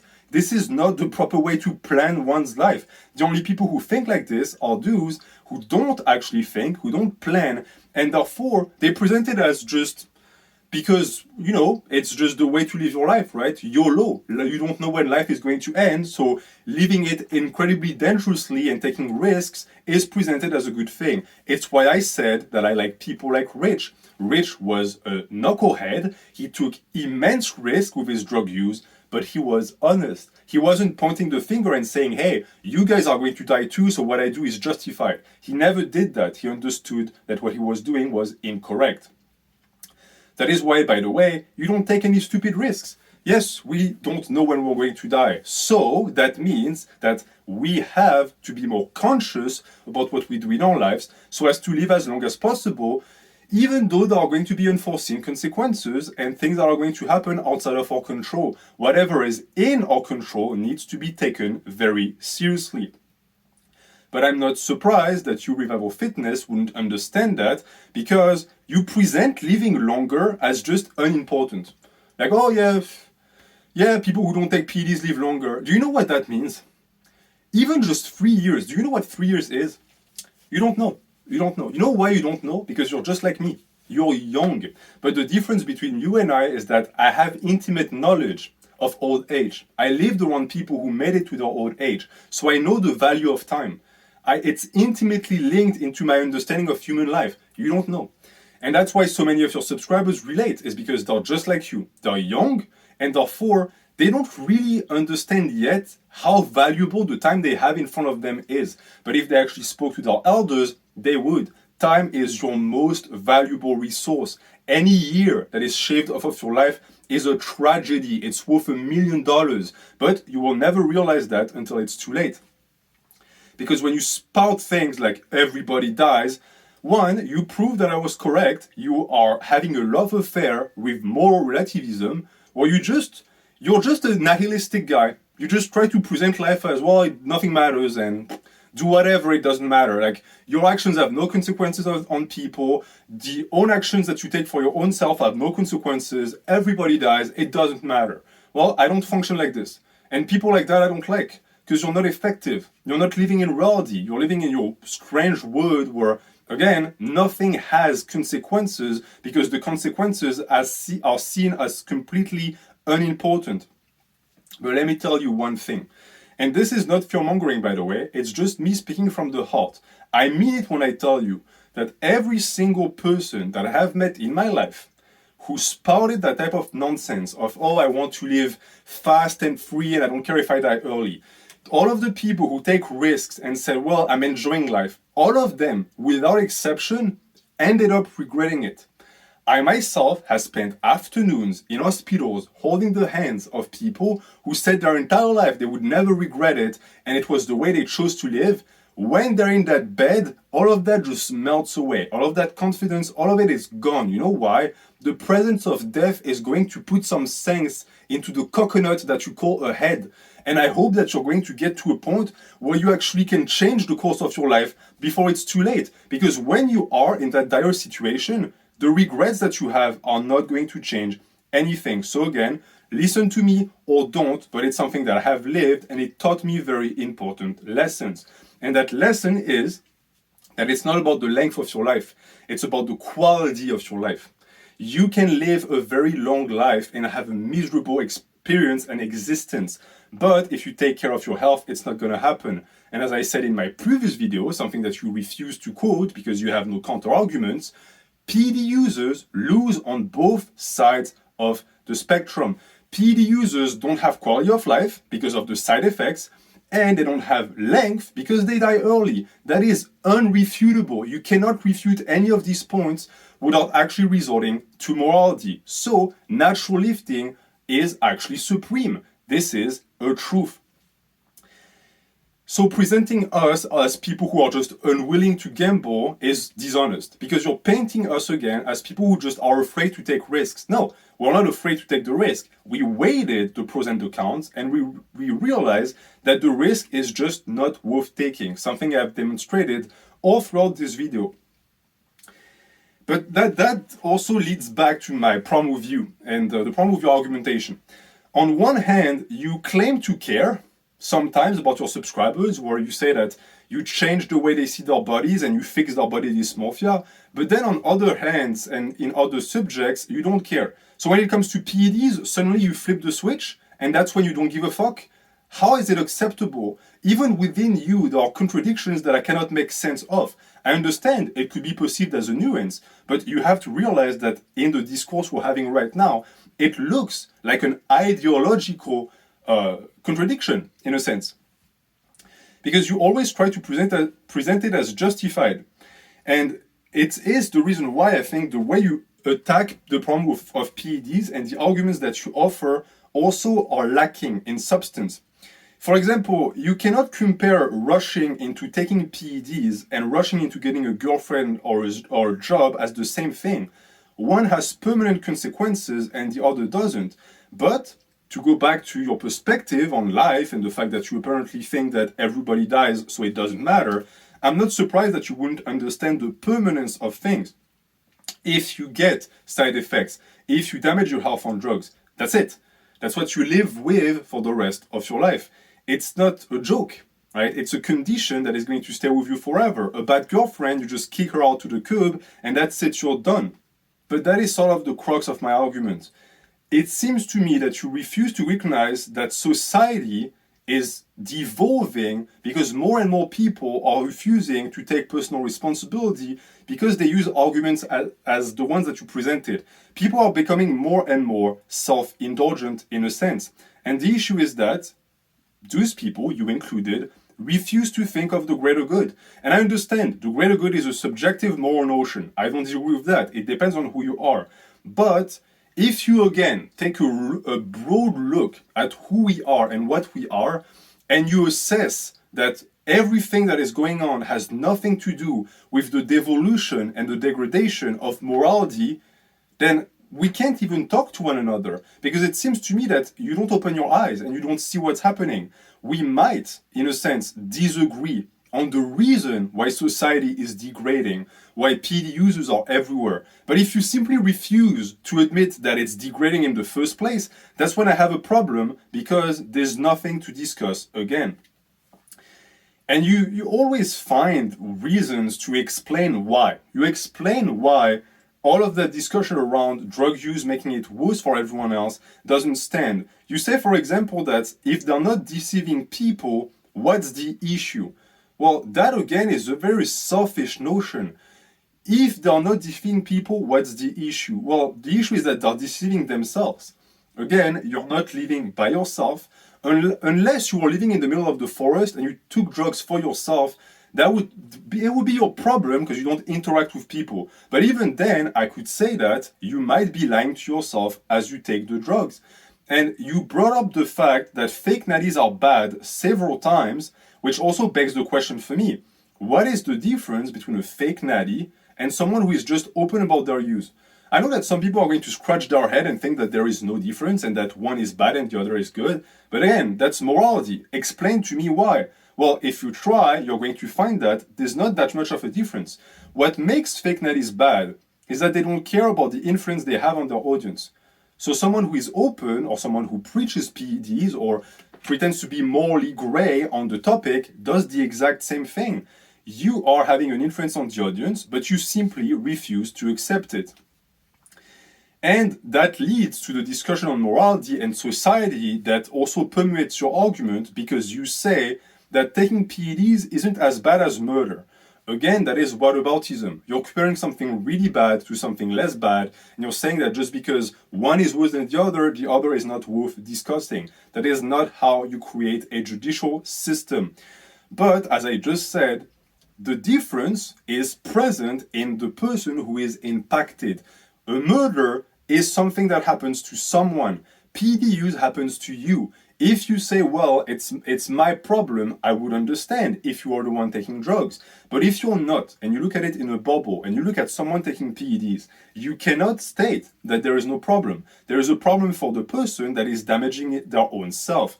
They can, if they won't do it, it's their own body, you have the right to self-destruction. What you cannot say, however, is that you're not self-destructing. If you're cutting your arms and someone says, hey, that's unhealthy, you're not going to call them an asshole for shaming you into not cutting your arms. They're just calling out what they see for what it is, something that is bad for you, for yourself, and the people around you. Because I've already proven to you that PED use is contagious.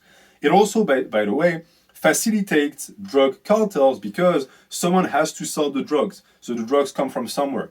That, of course, is not going to be an argument you're going to be willing to receive, because nothing matters and the influence that you have on others doesn't matter. So I guess that the impact that drugs have on societies is not important. The amount of people that die every year is not important, right? You're going to point out the fact that anti-PED or anti-drug use talk didn't work, so we just shrug. But if we shrug and the drugs just keep going higher and higher, what do we do next? Well, there is nothing to do next because you offer absolutely no solution.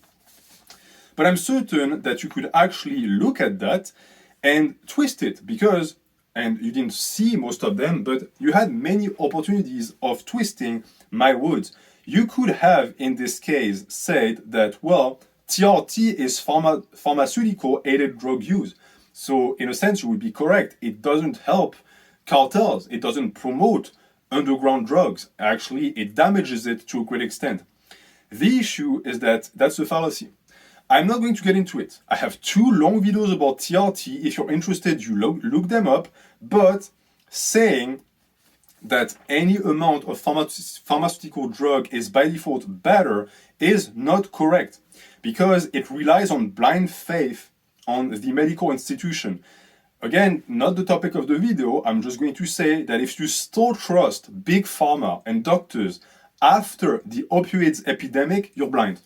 If you don't see that this entire thing was created by doctors who overprescribed painkillers, then leading people to addiction, that they then sold to big pharma by selling them the replacement for their dope, I have nothing to say. You need to open your eyes and look at the wood. Life is not as easy as you in a bubble and the neighbor in a bubble, and we all live happily ever after. We all actually have an impact on one another and the society around us.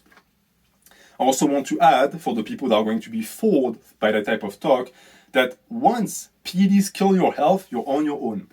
So if you fall for that type of things and you actually go and decide to take drugs and something happens to you, guess what? All of the people who pushed PEDs, who removed the stigma, they won't be there for you. They'll be completely gone with the wind. You won't be able to call them for help. They won't be with you in the hospital to cry at your bed, because they say themselves, it's your problem, right? They influence you to do something, and afterwards, it's your responsibility. They will wash their hands off you. They're already trying to tell you. Revival said it himself. He doesn't care if his subscribers jump on PEDs. So you receive the message. After that, you do with it what you want. And now I'm going to quickly cover the TRT thing again, not in broad brushes, because I've already done that, but more the arguments that Revival Fitness brought up, because I have said in my previous video that a big red flag was the fact that his video was being promoted by a clinic that tests for hormone levels. And he rightfully corrected me and said that it's not a TRT clinic. Well, again, that wasn't the gist of my argument. That's a misdirection. What I said is that blood works are completely useless for naturals, which you agreed with, because you said that blood work isn't only for enhanced people, naturals also benefit. Okay, so that's part number 1. Then you go on to say that if you do get tested and you have low T and you show it to your doctor, he's very unlikely to give you TRT. He will just tell you to eat better and exercise. Okay, so you paid to get your blood work done, you got bad results, you go to a doctor to pay for an appointment, you show it to him and he says, oh, just lift weights and eat better. All right, so you just wasted your money. You're selling something to your subscribers that is completely useless. You, by your own admission, you said it. Well, I think that, again, you're not saying the entirety of the truth. You know that doctors are likely to say that. I never said otherwise. But there are different types of doctors that are going to be much more willing to put people on hormones. So, for the vast majority of them, they're going to get their blood work. They're going to see that they have low T because that's really what they're going to look at. You think your subscribers are going to look at their minerals and vitamins? They don't care about that. They're going to disregard that, go straight to testosterone, see it's low, and then they're going to go to the next step. The next step is they're going to go see someone who has the ability to give them TRT. And if they don't do it, again, they just wasted their money because it was the only point of the blood work. You proved that yourself. There is no other point but to show it to someone that is going to give you a solution. So they're going to look for a solution. And you said that you don't care if people do PEDs, which, again, your prerogative, but then you say that you're happy to give them a discount if they choose to. So I thought you didn't care. You don't care, but you position yourself as a good person because you allow some of those that want it to actually pay less. In any of that, you take zero responsibility. It's almost impressive. You realize, right, that by offering the product, you are, in a sense, offering the ability for people to jump on it. When you sell something, you introduce it to people who might have never done it before. You can again say, well, not my problem, but what you cannot say is you cannot shed away the influence that you have on others. You are an influencer. So part of your responsibility is engaged, whether you like it or not. But to me, this proves one thing. It proves that you know that your sponsor promotes TRT and that teens are going to mostly go do it. You say that teens don't get handed TRT as long as their T levels are low. That is true, again, with a real doctor, but that's not where those teens are going to go because that guy is just going to tell them, apparently according to you, to just train. So they're going to do something else with that result, which is very likely to be TRT, and that's where my problem lays. The vast majority of your audience do not need TRT. And that is what I called previously the therapeutical fallacy. You try to present TRT as something healthy by pretending that some people need it, but your audience doesn't need it. Most of your audience doesn't need it because you speak to very young people, just like I do. Look at the amount of teens who are going to want to jump on TRT if given the chance. How many of them actually have hypogonadism? 0.2%, not even that. But the problem is that by saying that, you're writing up all of the older men who are on TRT because their T levels crash and who are going to get mad at me and say, oh, you're against TRT, that's such a blanket statement. I never said that. I'm against TRT for teens that don't need it and that are going to get access to it through a stupid test that is going to be sold by you. Now, when it comes to that fallacy, I also want to point out that you criticized me for painting with a broad brush that shows everyone that is on TRT as evil, which I never did.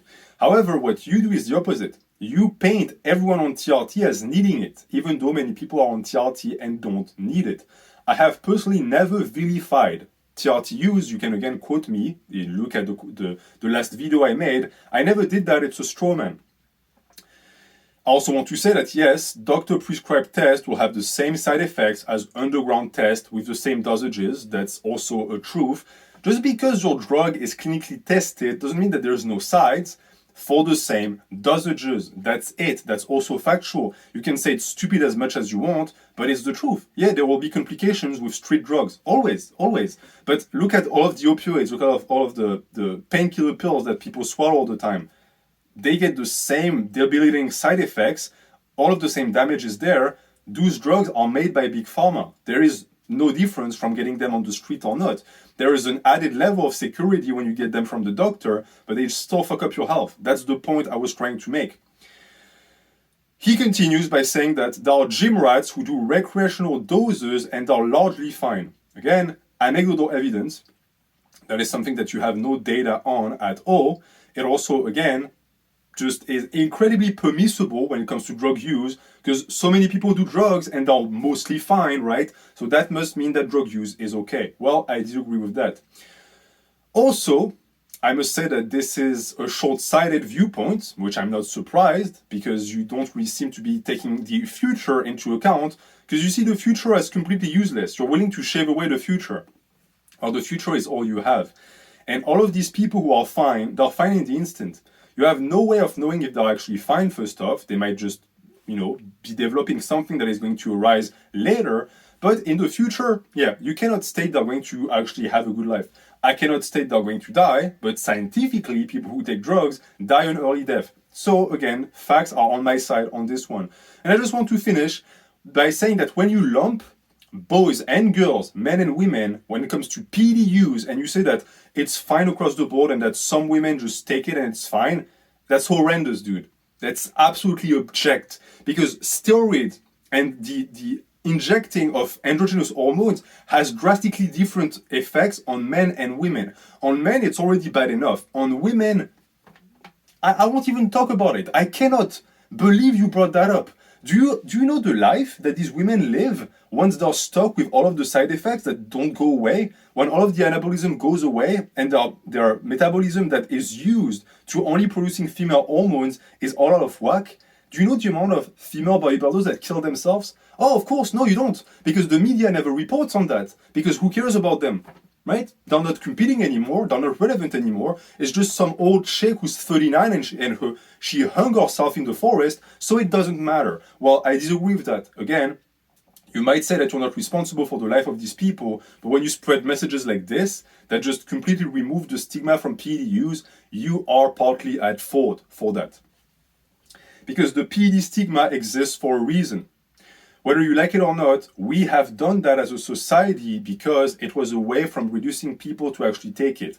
Yes, we don't do it properly anymore. It doesn't mean that the stigma is bad. If you put out laws to prevent people from speeding on the road and they still speed, doesn't mean that speeding is okay. It just means that you have to revamp the laws.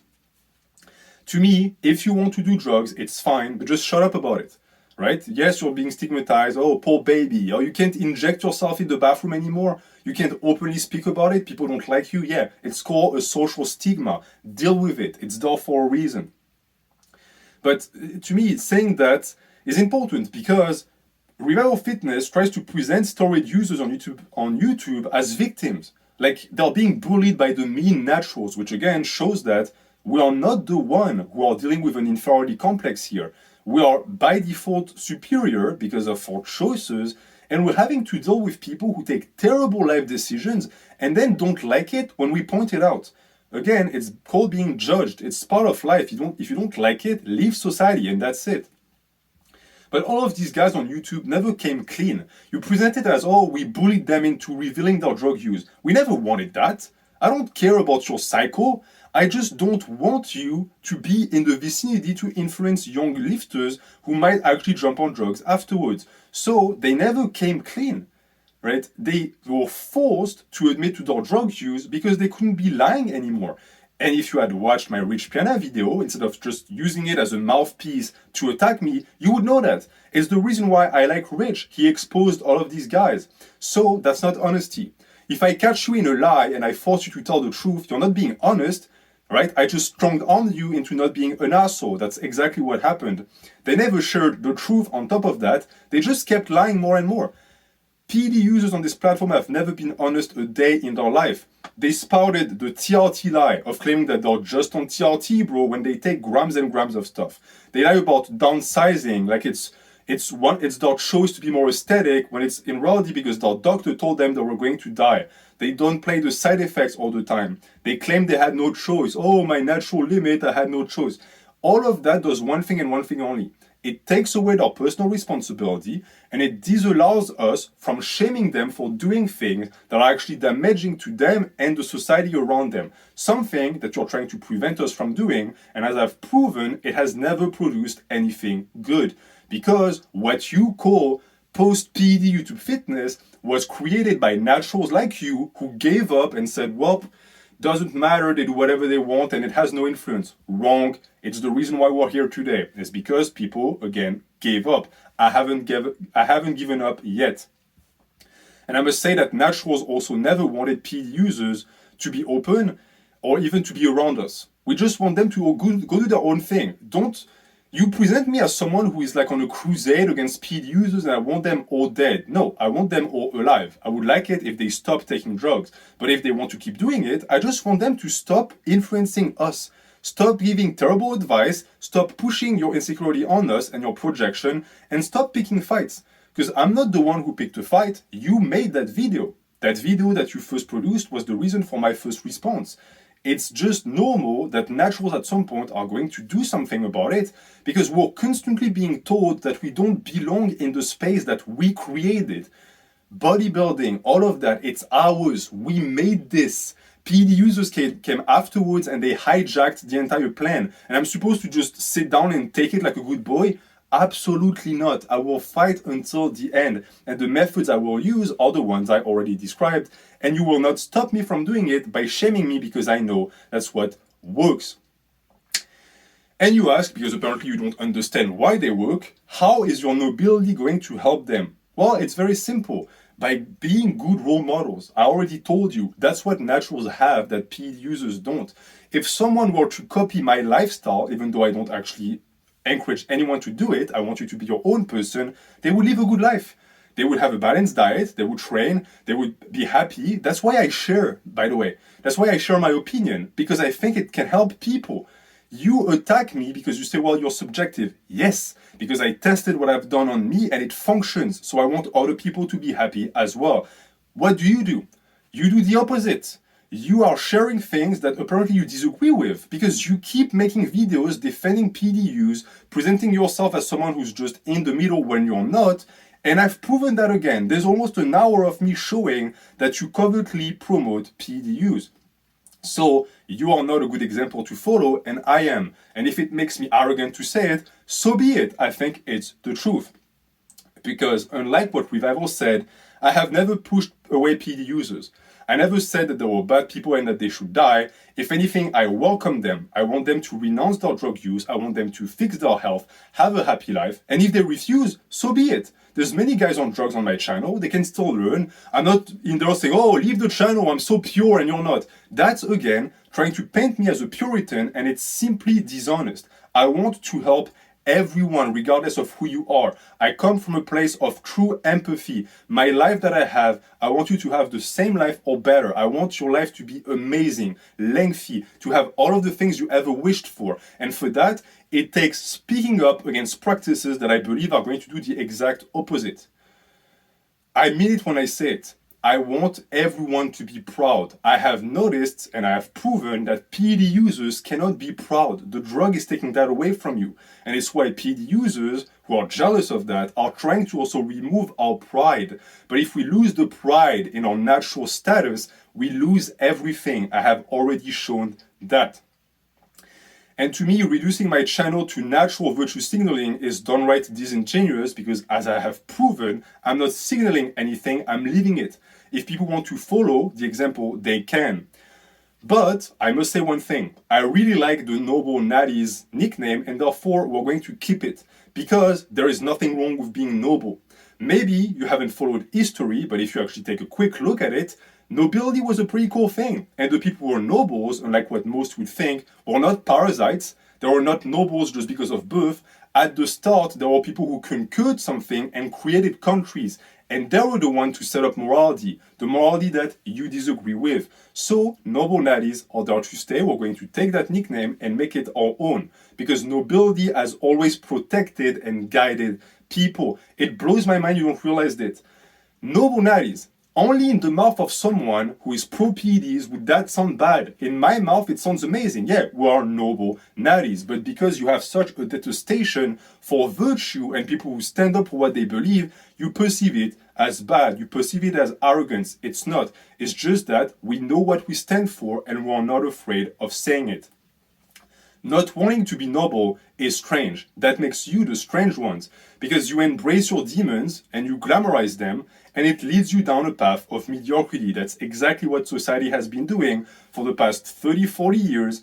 is just saying that virtue doesn't matter and just do whatever you want, reject any type of social stigma, and that has led us to the situation we're dealing with nowadays, where no one wants to take responsibility, no one wants to actually engage in bettering the world because no one wants to better themselves. And that ends here. And so he finished his video on body dysmorphia, on the topic of body dysmorphia. Just for the heck of it, I'm going to mention that you backpedaled on two things. You backpedaled on the point where you said that PED users had no influence on others, and you backpedaled on the eye-popping comments, because in your video you said the only way to build a high-popping physique is to take drugs, and now you're saying that you can mug 99% of the population without drugs. Well, again, it's not the same thing. But to me, this shows that your standards are skewed and that your arguments were not sound back then and they're still not sound now. Because to you, the only thing eye-popping is someone on tons and tons of drugs. So yes, I maintain what I said. You have body dysmorphia. And you don't operate in reality because of it, because to me, that is a sign that you're all a bit delusional. You were plunged in YouTube fitness and you're fine with the state of it, while people like me are actively trying to change it. When you keep saying things like, well, it's 2020 or it's the way it is, yes, it's a black pill, yes, it's you being a coward, because you see something, you perceive it's not okay, but because you don't want to go and actually change it because it's challenging, you just try to pretend that it's okay. You're the equivalent of someone that's in a house on fire, but who doesn't actually want to stand up and extinguish it, so you just say, well, no, it's fine. We're fine, there's no fire. Well, there is a fire. People like me are trying to extinguish it, but when we do it, you point the finger and you call us assholes and being pompous. We're trying to save you, dude. Maybe you don't want to be saved, that's perfectly fine by me, but you cannot prevent me from trying to save other people. I will not stop in that endeavor. And so, that leads to the end of this video, because I'm going to finish with a last quotation where you said that my methods didn't work, and that I don't save anyone. Well, that's bullshit. I saved subscribers from taking drugs. I've saved friends. I have friends who took drugs and I talked them out of taking them.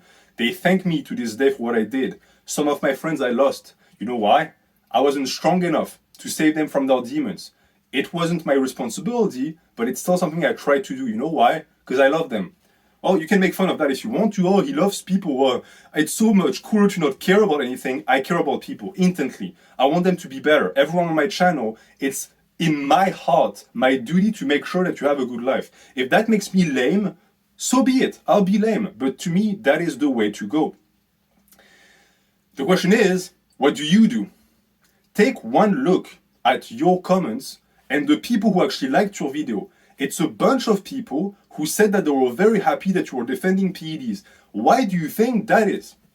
Again, as I've presented, there is absolutely no reason for a natural not to shame someone who is on PEDs. The only reason would be to be a good boy, or, and that's the second one I didn't mention, if they themselves want to take drugs at some point. And that's almost all of your subs. You don't realize the amount of people you have on your channel that are presenting themselves as moral because they're so accepting of PEDs, that in reality are warming themselves up. They're slowly preparing themselves mentally to take drugs, and they're going to jump eventually. It might not be your fault, but it's going to be partly your responsibility because you help them in doing that with the type of video you make. Now look at my comments. It's again a bunch of people who said thank you for promoting anti-PED talk and preventing people from taking poor decisions by bringing up factual points. We are different in that aspect. And if you don't believe me, you, Revival, of anyone or anyone who watches this video, go into his comment section. Look at the amount of teenagers that give horrendously stupid arguments for as to why PED use is justified. One, you're going to laugh because they're really idiotic, and two, it's going to make you sad because you're going to look at people who are slowly but surely moving towards drug use. And again, yeah, you can say, well, not my problem, but the question I asked therefore is, again, why are you on YouTube Fitness? If you're going to influence people and you don't care about it, and you say that it's not really PED influence, the way you talk about things, but then you have many people in your comment that prove that it is, and that they're starting to get encouraged, then you cannot dodge the responsibility and the consequences. Whether you like it or not, Revival Fitness, your audience looks up to you, right? A lot of these people are going to follow whatever you say.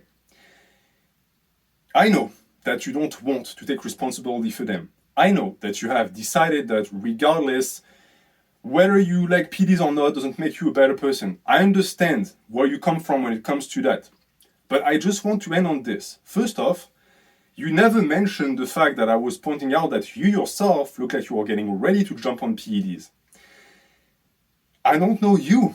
I don't particularly like you, but I would prefer it if you didn't. That's it, right? If you don't want that, that's fine. If you want to paint me as someone who is trying to be better than you, that's fine. But I think that I have proven that it's not that. I'm not better than you. I'm just trying to preserve you from bad decisions. That's it. We can argue about if these are bad decisions or not all day long. What we cannot argue on is this. Yes, you are your brother's keeper. Your responsibility in this is immense. And the more you grow your channel, the more this responsibility is going to grow with it, because you're going to have more and more people who are going to listen to you. So the question is, do you want to offer them sound arguments? Do you want to help them think for themselves? Or do you want to do what you did, where you misrepresent points that are valid and you push PED use in a covert way and in a fashion that is going to allow yourself to just renounce responsibility afterwards? It's a question that I think you should ask yourself. You can ignore it if you want, that is fine. That is going to mark the end of this video. I must say that you shouldn't expect another response. If Revival makes another video, I will not engage because I was disappointed in the quality of the first one. Revival, if you really want to continue on this, I don't know why you would, but we can organize a debate. If you're that interested in being spanked in front of an audience, that's okay. That's going to be this for me. So I hoped that this video was informative. I presented my points in a coherent fashion, and that you actually took something from it, because at the end of the day, that's what I do. I give you information so that you can make the right choice. Thank you for watching. Have a good day.